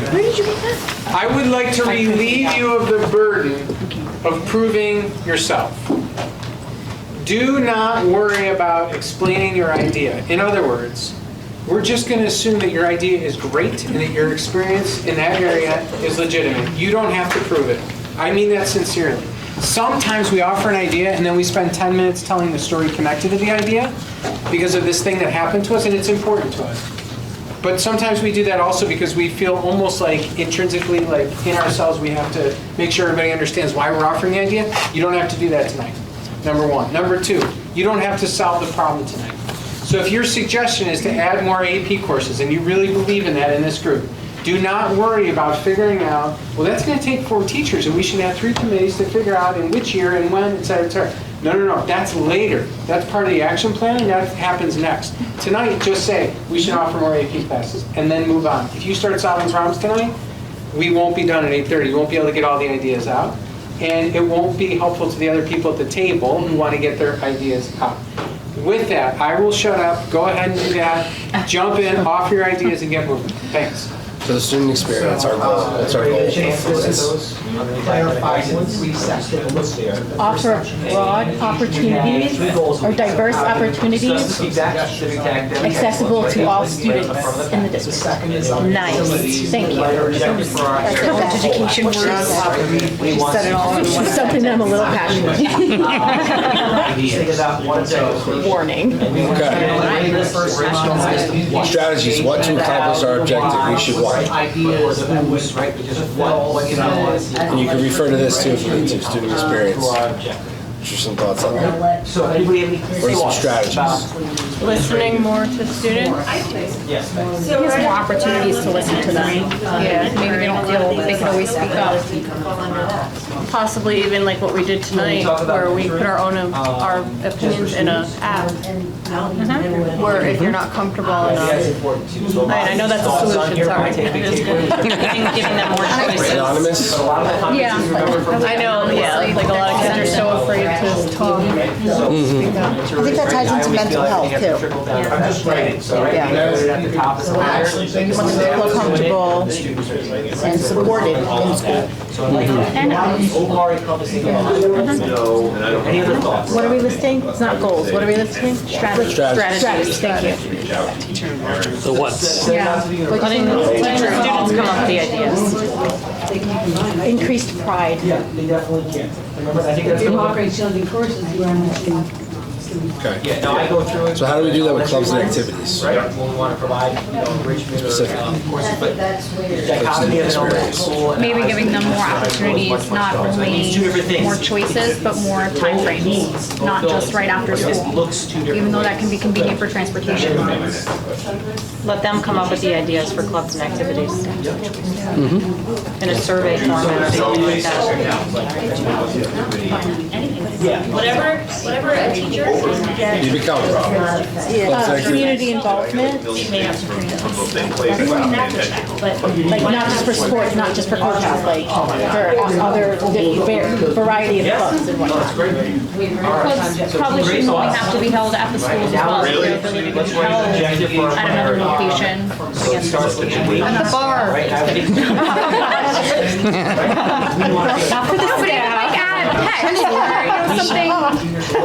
Somewhere in the community, maybe a farm, something. Saturday roast. We got Yeah, I mean- flowing in. I love it. Yeah, I definitely want to see more kids involved in clubs and sports. There's so many kids that are not. I see the same here. And music, right? Sorry, maybe letting the community know that door is open. Specific things associated with academics, so like it complements the academic part of it. How do we get kids to stay in band versus AP class? That's one of the things I was going to say, kind of across the board for various extracurricular activities, is try to incentivize the students more, give them more motivation to get involved in these things, because I feel like a lot of them, they'd rather just stay on their phone or just go home or whatever. But, we should get the message out of why they should do these things and get them more involved. Maybe a requirement for community service hours so that they have the need and they have to, I can't change words. They have the drive, they have to go into the community, which in turn will boost their morale and themselves. So They can see what they can offer to their community as an adult. All right. Overall well-being, student experience, overall well-being. What do you mean by that? Finding honesty. Like, how do we improve the overall being of students, social, emotionally, looking at their mental health, the environment that they're in? I'm sorry this group is so loud. All that stuff. That's just hard to answer because I feel like just being involved in it, where is all this? Right. Sure. I feel like the comfort of anonymously coming up and saying what they're dealing with without having the stigma of what they're dealing with be something hurtful. Yeah. If someone is being bullied, they don't want to come out and say, "Hey, miss, I'm being bullied." They have to feel comfortable. Or I guess they were talking about like a trusted adult in the. Everyone should have like a buddy. Yeah, mentor. Yeah, that one. I like that. Yeah. And even like time management, I know a lot of kids I've heard are complaining, about like how they can't get to their lockers. And I don't know if that's a dramatic thing because they're teenagers, but they have to learn how to time manage. So maybe even like a little course for them, like in the gym, is to say like time management is so important and recommendations for them to, use the bathroom, use the lockers, all of those things that they all complain about. And different tools and strategies for them to use for themselves to learn what will work for them in the future. So time blocking, if that's something that will work for a student, or I guess scheduling, having a to-do list, different sort of tools that can help different students. I know time blocking has worked for me in the past. Also maybe something about, obviously we all struggle as adults, social media, how to get them to understand that yes, while it's great, it can be detrimental too. I think that's, as a mom, I'm always like, you know how bad it can be. And they're like, Mom, I'm fine. So I think that it's important. Yeah, media literacy. That could be be taught in one of the courses. I think, I don't know where this falls or what you're taking notes on, but I know there's the club fair at the high school. I don't know what happened with the elementary school anymore, but on the high school level, there's the club fair. But it kind of seems like, it just is, it's well attended, but the kids kind of just walk around. They don't really engage with it. And the staff didn't make it. I'm talking as a parent at that. But it was like, I put a tablecloth on mine because I didn't know what was going, like how it was, and everybody else had a poster board, and it was like, and it wasn't colorful. It needs to be more presented. That's why it's going to be out during open house this year. And we need, and again, it comes back to pride, like it comes back to pride and what you're presenting. Like if you're not excited about it, you kind of like, it's like, meh, Yeah, nobody. How are they supposed to be excited? So Maybe how even are like they gonna get excited about demonstrations. Like if I saw somebody in archery, I'd be like, oh, that's cool. Like, because a lot of kids don't join because their friends aren't joining too. You know, like they don't find it interesting enough. Right, but that comes with the staff. Right. Put that Make little it look extra. The demonstration is good. Yeah. So how do we help the environment and the behavior of the students? What can we do to the environment to make the student experience better? What if we had more assemblies about being kind and being more inclusive? And maybe, you know, that kid that's sitting by himself over the lunch table going over and including them. We should celebrate acts of kindness more. I know that's celebrated in the elementary school, I don't know about the high school, but celebrating anything. Yeah, but maybe in front of the other students as well, because no students are coming to the board meetings. So how, we should pop it on the morning announcements, like, we're gonna celebrate, I noticed X, Y, and Z did such and such, and I wanna celebrate that for 2 seconds, done. Just simple. I asked just for clarification, so are you meaning like we have, just because we're at the board meetings?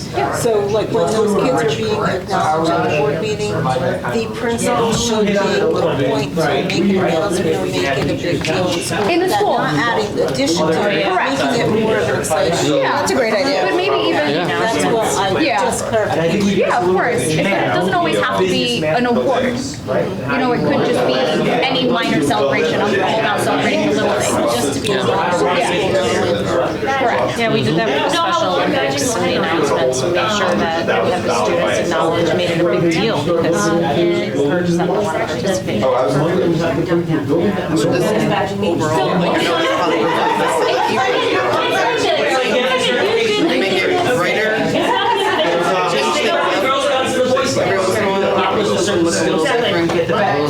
How do we help behavior? One of the things that was mentioned earlier today, when I was in my other group, was following the code of conduct more thoroughly. I feel like a lot of things are often getting swept under the rug, particularly with students using vape products or being under the influence in school. I feel like we really got to go balls to the wall with that and make it a zero tolerance zone, or else other students see, oh hey, they got away with it, I can get away with it. So. More accountability, more discipline. And then maybe even awarding those students that do so well and aren't disciplined, because I think they're intimidated as well by, you know, saying, oh, I'm afraid to do this because of that, even like, I can give you an example. My daughter's afraid to ask the teacher if she can use a bathroom, and I'm like, come on, you're a good student, we're gonna let you go, you know, but they're at that, you know, high schoolers are so, you know, intimidated. Parent engagement? My I think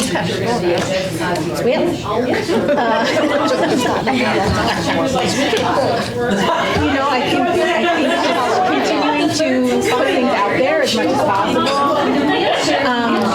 I know there's been some talk about like communication. It does feel like over the past 2 years in particular, there have been multiple forms of communication that have been, I don't know if they're trial or what, but they're not necessarily used consistently. Like there was the Remind app, and then there was something else that we were supposed to download. Yeah, it is kind of confusing. But so, like, as somebody who is a little crazily involved, I don't know how to navigate, yeah, and how to actually stay on top of it. There's a lot that's posted to Facebook, but like there's a lot of people not on it. So and then we discussed the parent portal. So a lot of it was the transition. We had School Messenger. We're also with the new website. So we grew School Messenger and the new website reports. So we are transitioning into that. And I know that we got multiple messages last year, and eventually it stopped and we just did School Messenger. Yeah, I think that's the way it's Hiccups with the website,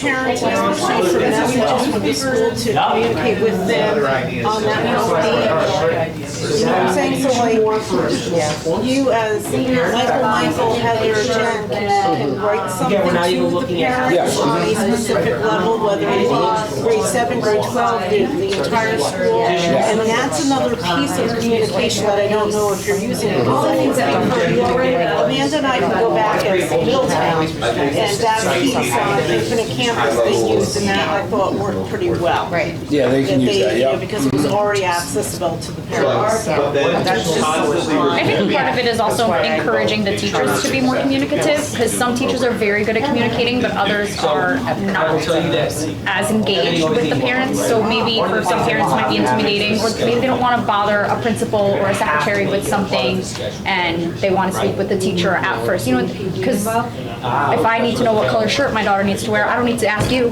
Yeah. You know, there might be a little more communication of one-to-one with the teachers, where there maybe should be a requirement for teachers to send a weekly email, a monthly email to their class. We need to make sure every student has a responsible adult. If it's not a parent, maybe it's a grandparent or somebody. That we can communicate with? Well, we need to make sure every student has that. You guys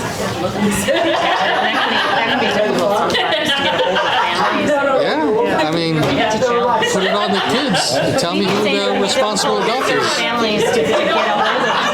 Excuse me? What? Even just getting a hold of one person, the family sometimes can be difficult. I'd be done. I would not get between the two of them. Hey, folks, you have 10 minutes. Just want to give you a quick time check. You have a ton of great ideas. You are almost 3 ideas in each area, and some of the areas have like 20 ideas. So you're in a really good spot. About 10 more minutes to brainstorm these, and then we're going to have your facilitators get up and share what they've brainstormed. Go ahead.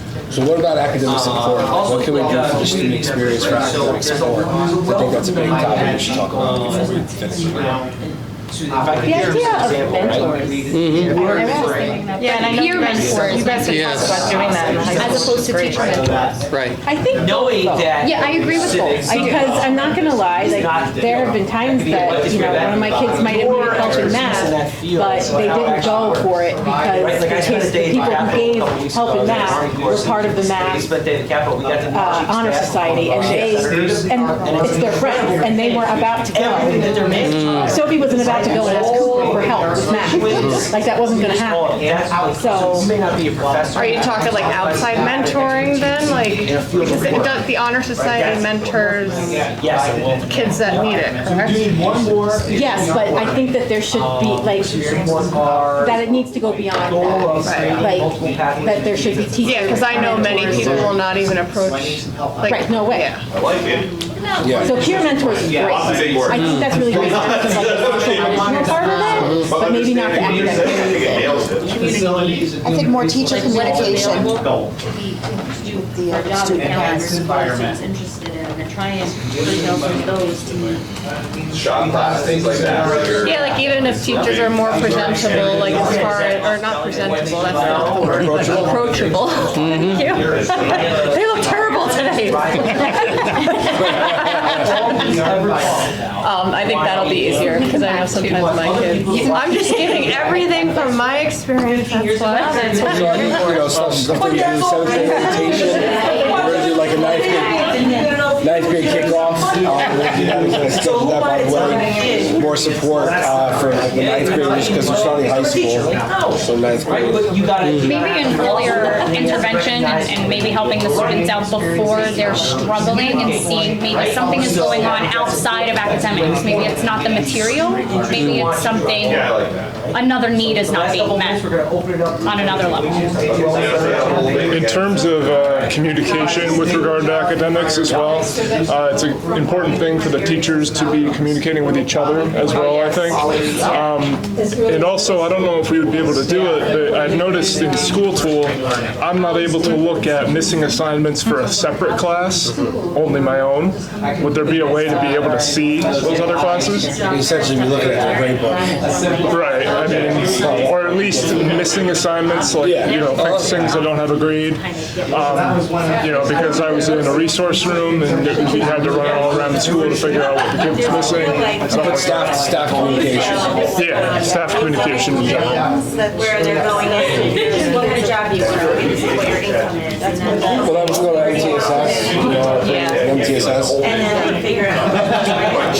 This might be a union thing, so it might not be allowed, but is there a way that the district could bring in like adjunct faculty, like they do in college, to teach like a specific class or something like that? Just, you know, one person who comes in and teaches, like if they have a specialty area, teach that one class, gets paid like an MOU type thing. Like I said, I don't know if that's even a It has possibility. been discussed because of what we want to offer. Although briefly, I will say that because I don't know. If the workload can be done by the teachers, it needs to be done by the teachers.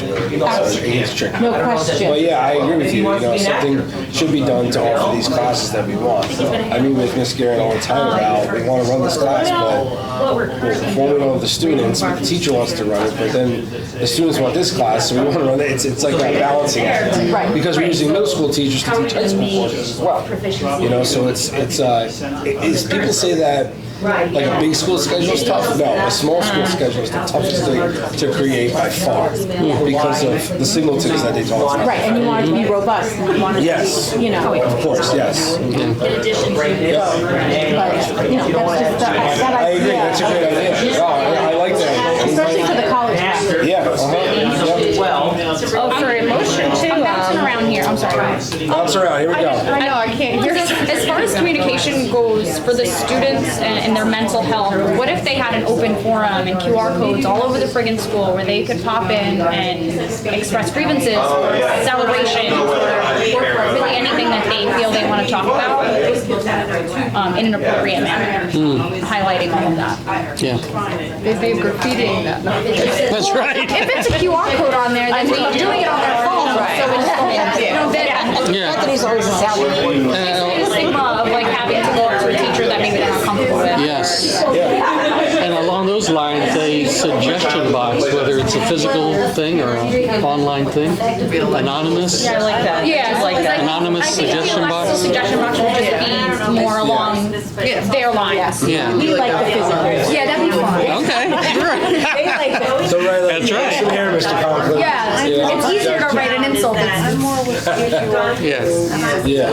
And what about even like a social class? I wonder, kids are struggling now, even like just speaking on a phone. They don't know how to talk on a How phone. about like a seminar course, like a freshman seminar? You think? Yeah, it's like, I think a senior one too. Yeah. it's amazing. Absolutely. Lindsay's college, they do something called the flight plan, where they're taking the freshmen and they teach them college skills. It's called the flight plan. And it just kind of. That's more fun than the first year seminar, which is Yeah, that's right. So working on soft skills. Social skills, yeah. And I think the biggest thing for all of this is like there has to be things that are fun. Like I'm not thinking so fun. I love it. Yeah. I love it. I have to be things that are fun. But one that's facilitated by the school. Which wasn't able to happen. I think it's hilarious. You know, like But it's like, All right, anything else? no, it is fun. Chris and I were just saying maybe having a student facilitated social media page for them to interact with each other. But that's, Nice. like staff overseeing to keep it PG and appropriate. Yes. Because I know that they have their little pages that are fun, but maybe something that's Like the snoozer. yeah. You know, like Student Eldred council has snoozers. an Instagram. Student council, Oh, good. which I now charge Okay, I agree with that. Great. What is it? I have like Eldred snoozers on Instagram. Oh, no. They catch kids sleeping and they put it on the snoozers. I think Sophie had It's horrible. It's funny. Yeah, Sophie ran it. She ran the student council Instagram account. Yeah, so, I think we're in good shape. Yeah. Of Good job, course. Mike. Good job, Mike. Thank you. What was I supposed to do? Okay. You're just gonna food They're good. Babies are big.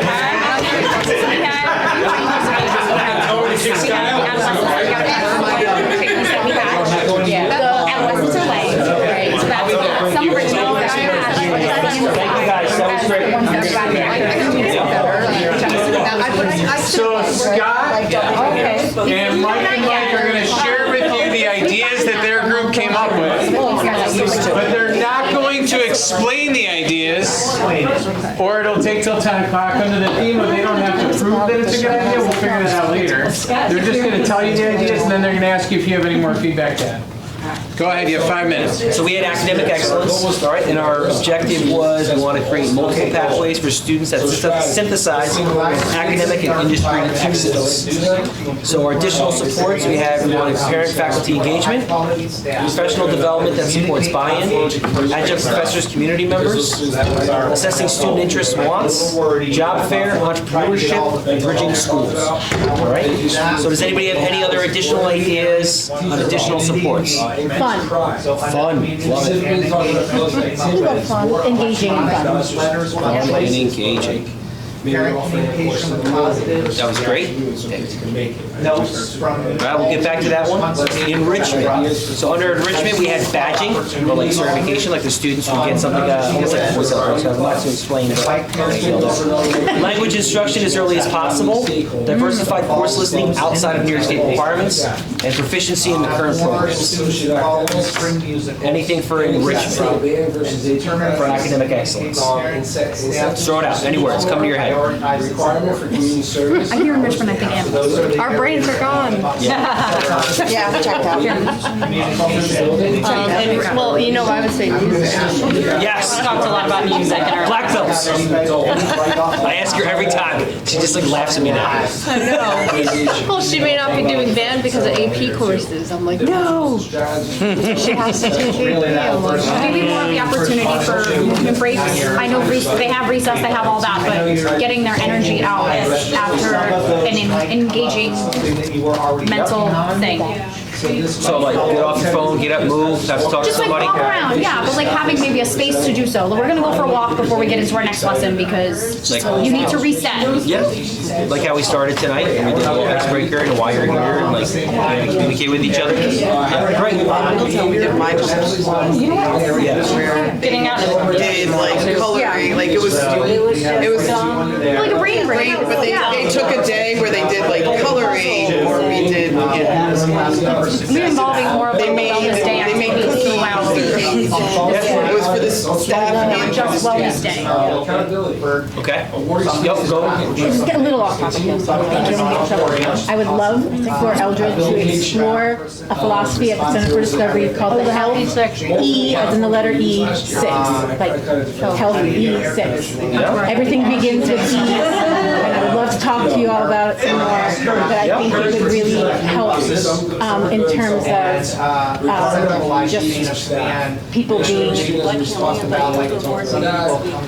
Well, and that goes along with getting out into the community more, learning, getting out into Yes, nature. I can, we Remember, can. Beth, right now, no idea is a bad idea, so it's on you. Healthy Six, TCFD. The Center for Discovery. Health E curriculum, I'll be able to explain that and say CBET. Yeah. And they're all gonna be like, Same bad idea. shut up. I agree with you, because my daughter goes to the Center for Discovery, and I work there too, but it's very outdoor based. Everything is out in the community, not everything and a lot, is community-based learning. So, All right, and then skill development. What skills do we need as a staff, and what skills do the students need in order to get a synthesis of both academic and industry pathways? Kindness. Anything you want to add? Not only students should have, but they interpret what adults do. You're absolutely right. Yes. Empathy, where I think it's Slash empathy, yep. And I would say that those are learned, right? Yeah. Those are not instinctual. No. Yeah. Right? It can be. They can be. It's hard to be nice sometimes. It is.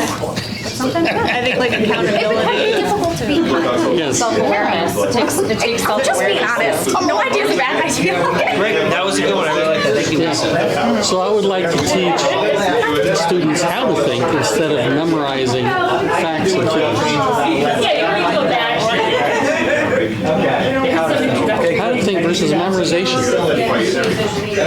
Maybe including more competitive things for the kids to grasp onto their knowledge that they've learned in class. So like if you add a competitive aspect, they're going to retain more of that knowledge because they have to win. Yes. Yeah. Well, you know me and my competitiveness. You mentioned with the other like soft skills. We have soft skills. Soft skills. Okay, last minute. Like, but at different points in time. So like the soft skills you need as a sixth grader are different than what you need as a ninth grader, are different than what you need as a senior. Because if I have to sit with Sophie and teach her how to write one more email, this is what you need to say to student account. Dear so-and-so, my name is... Or how do you leave a voicemail? Answer an email when they say you need to set up an appointment to do this. Lindsay, have you set up the appointment? No, I didn't. I set up the appointment. She got mad because it wasn't the time she wanted. I'm sorry. I have to go. Mom, no, we only have like 10 minutes left. but- You're 18. I'm really not allowed to speak to that. Thank you guys. So much. Thank you guys. Called our insurance company and they're like, hi, my name's Sophia Dearman, and my birthday is this.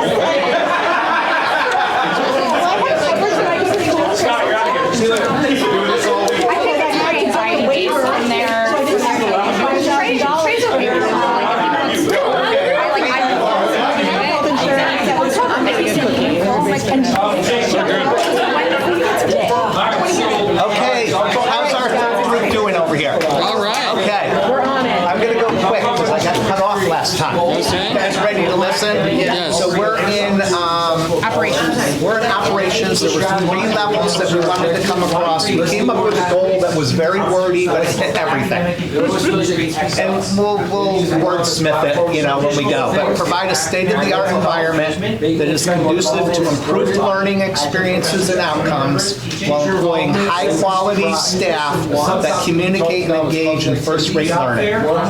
So we have all of those Say it again. Say it again. Let me close my eyes. Say it again. Oh my God. provide a state-of-the-art environment that is conducive to improved learning experiences and outcomes by employing high-quality staff that communicate and engage in first-rate learning. For a variety of clubs. I like it. There we go. Okay, so to do that, we need some resources to move forward. So we had 3 areas under that. One was in communication and engagement. So I'll share. They talked about electronic newsletters monthly by buildings so that everybody has the same information once a month. And that would go district-wide to any stakeholders. It could go by building or by district. Another one. And I'm not supposed to comment on these, so I'm just going to read them out. Okay? I have my own comments. You're doing good. You're doing good. You can add to them. Parent communication with positive notes from all teachers once a week. High school club opportunities.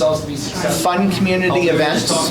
Invite parents into the school during the school day to participate in events that are happening in school. Involve students in the presentations, and that goes along with our Leader in Me. Have more students involved in spring musicals, etc. And determine ways to communicate with parents, staff, and students to help them prioritize its importance. A lot of times we send out things and parents don't know if it's important or not because of the way it's communicated. So I'm going to ask you guys, do you have anything you want to add to those under that area of communication? force you, he can be like, well, it's squirrel on your inside. Student involvement in creating content. Tired. Plus Good shit, idea. and I'll be like, Okay, I had that.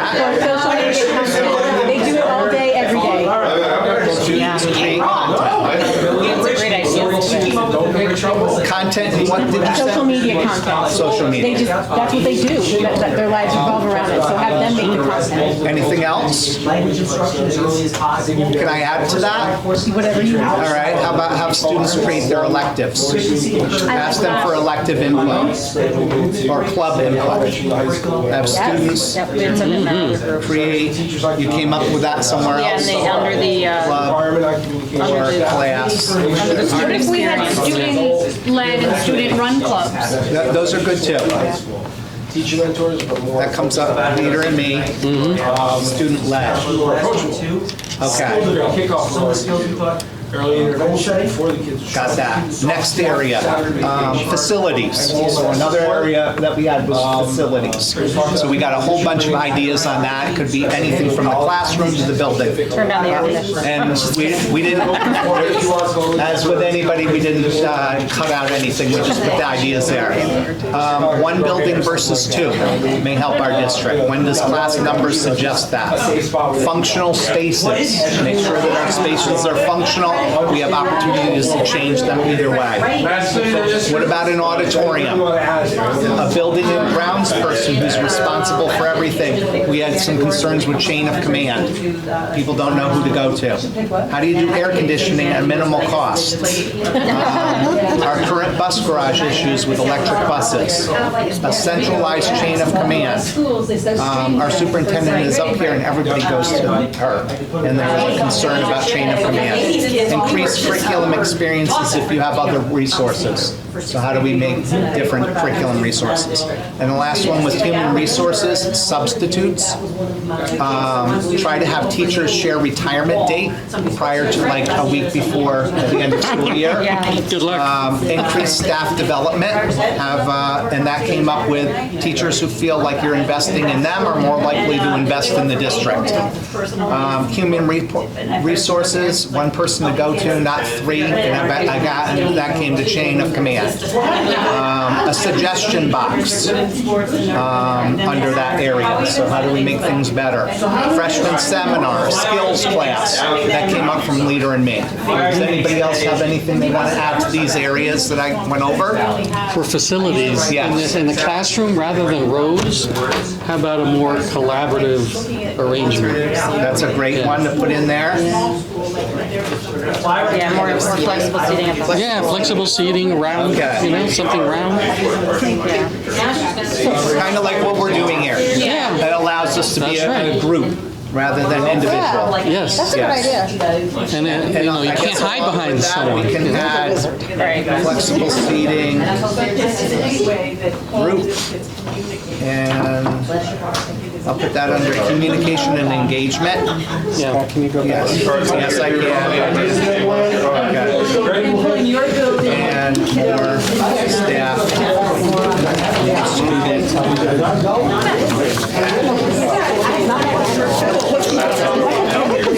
Okay, thank you all. Thank you, Scott.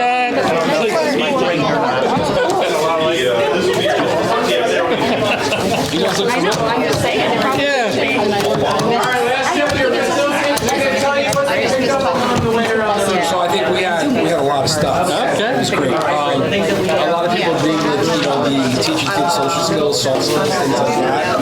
Educating them on social media. Another one that came up was don't pick between band chorus when they come from GRM to GC. Don't pick band or chorus when mentorship for new students, not just all of our students that we have. Mentorship for students that come from outside of our district. Driver's ed was talked about, and then helping kids if they wanted to, don't know what they want to do. So that kid that's just flowing through, focus them in on something. And then collaborate with other schools on the overall student experience. And then just all of the student experience and what we're doing should be communicated to others.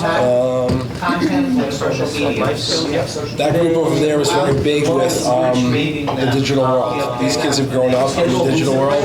I'm guilty of it.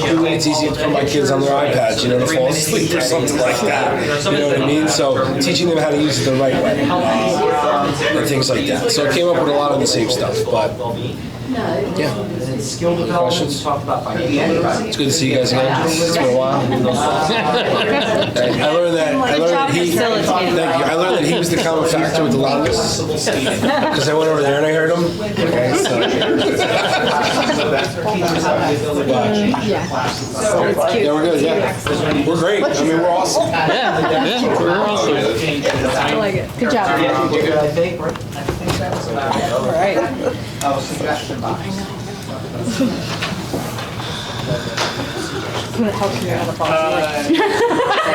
I could just call your attention real quick back to the front screen. These two ideas in this group, I think with the academic excellence group, parent and family engagement, professional development that supports buy-in. Those are ideas, and they're great. The next step, I just want to illustrate for you if you're wondering, like, how has all this actually become a plan? The group, when they get together, the last step is going to look at that and say parent and family engagement. Okay, what that means is changing that into an action means you have to put a verb into that, right? I go right back to my second grade teaching days. And it'll say something along the lines of develop parent and faculty engagement activities monthly through the course of the year by convening a committee to develop these, or something like that, right? It'll sound more intelligent. That's all it is, right? Is saying, okay, that's the idea. Let's just come up with the action. What do we have to do?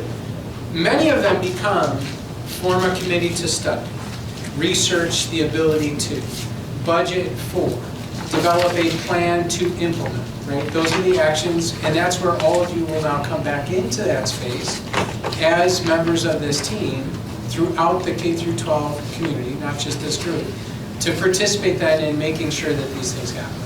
And they will, when they do that, say, okay, who's going to get that done?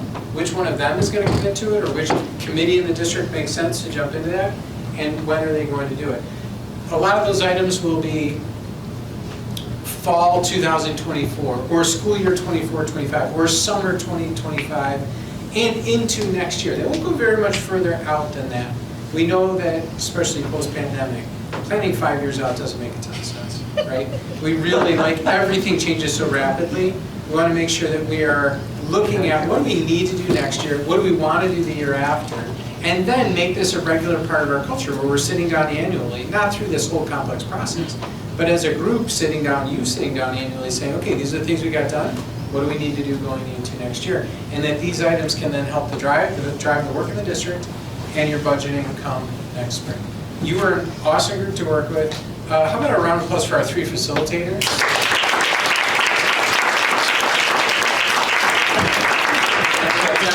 I'm patient with my timing, but for us to get through and to actually get through without it being like an 8-hour day, it has to move like that. So you did a really, really great job. We're going to finish with a round of applause for you, but great, great job. Thank you. It was really a pleasure. Any last word? No, thank you for coming. Thank you for helping us with this. And also, if you want to see the latest construction photos, they're on our website. You just click on Bond Project, and you can see the construction that's being done. They are moving quickly. Yes. Good. Can I just say one thing? If you didn't sign in, please make sure you sign in before you leave. Thanks for making the trip down here running this for us, big guy. Thank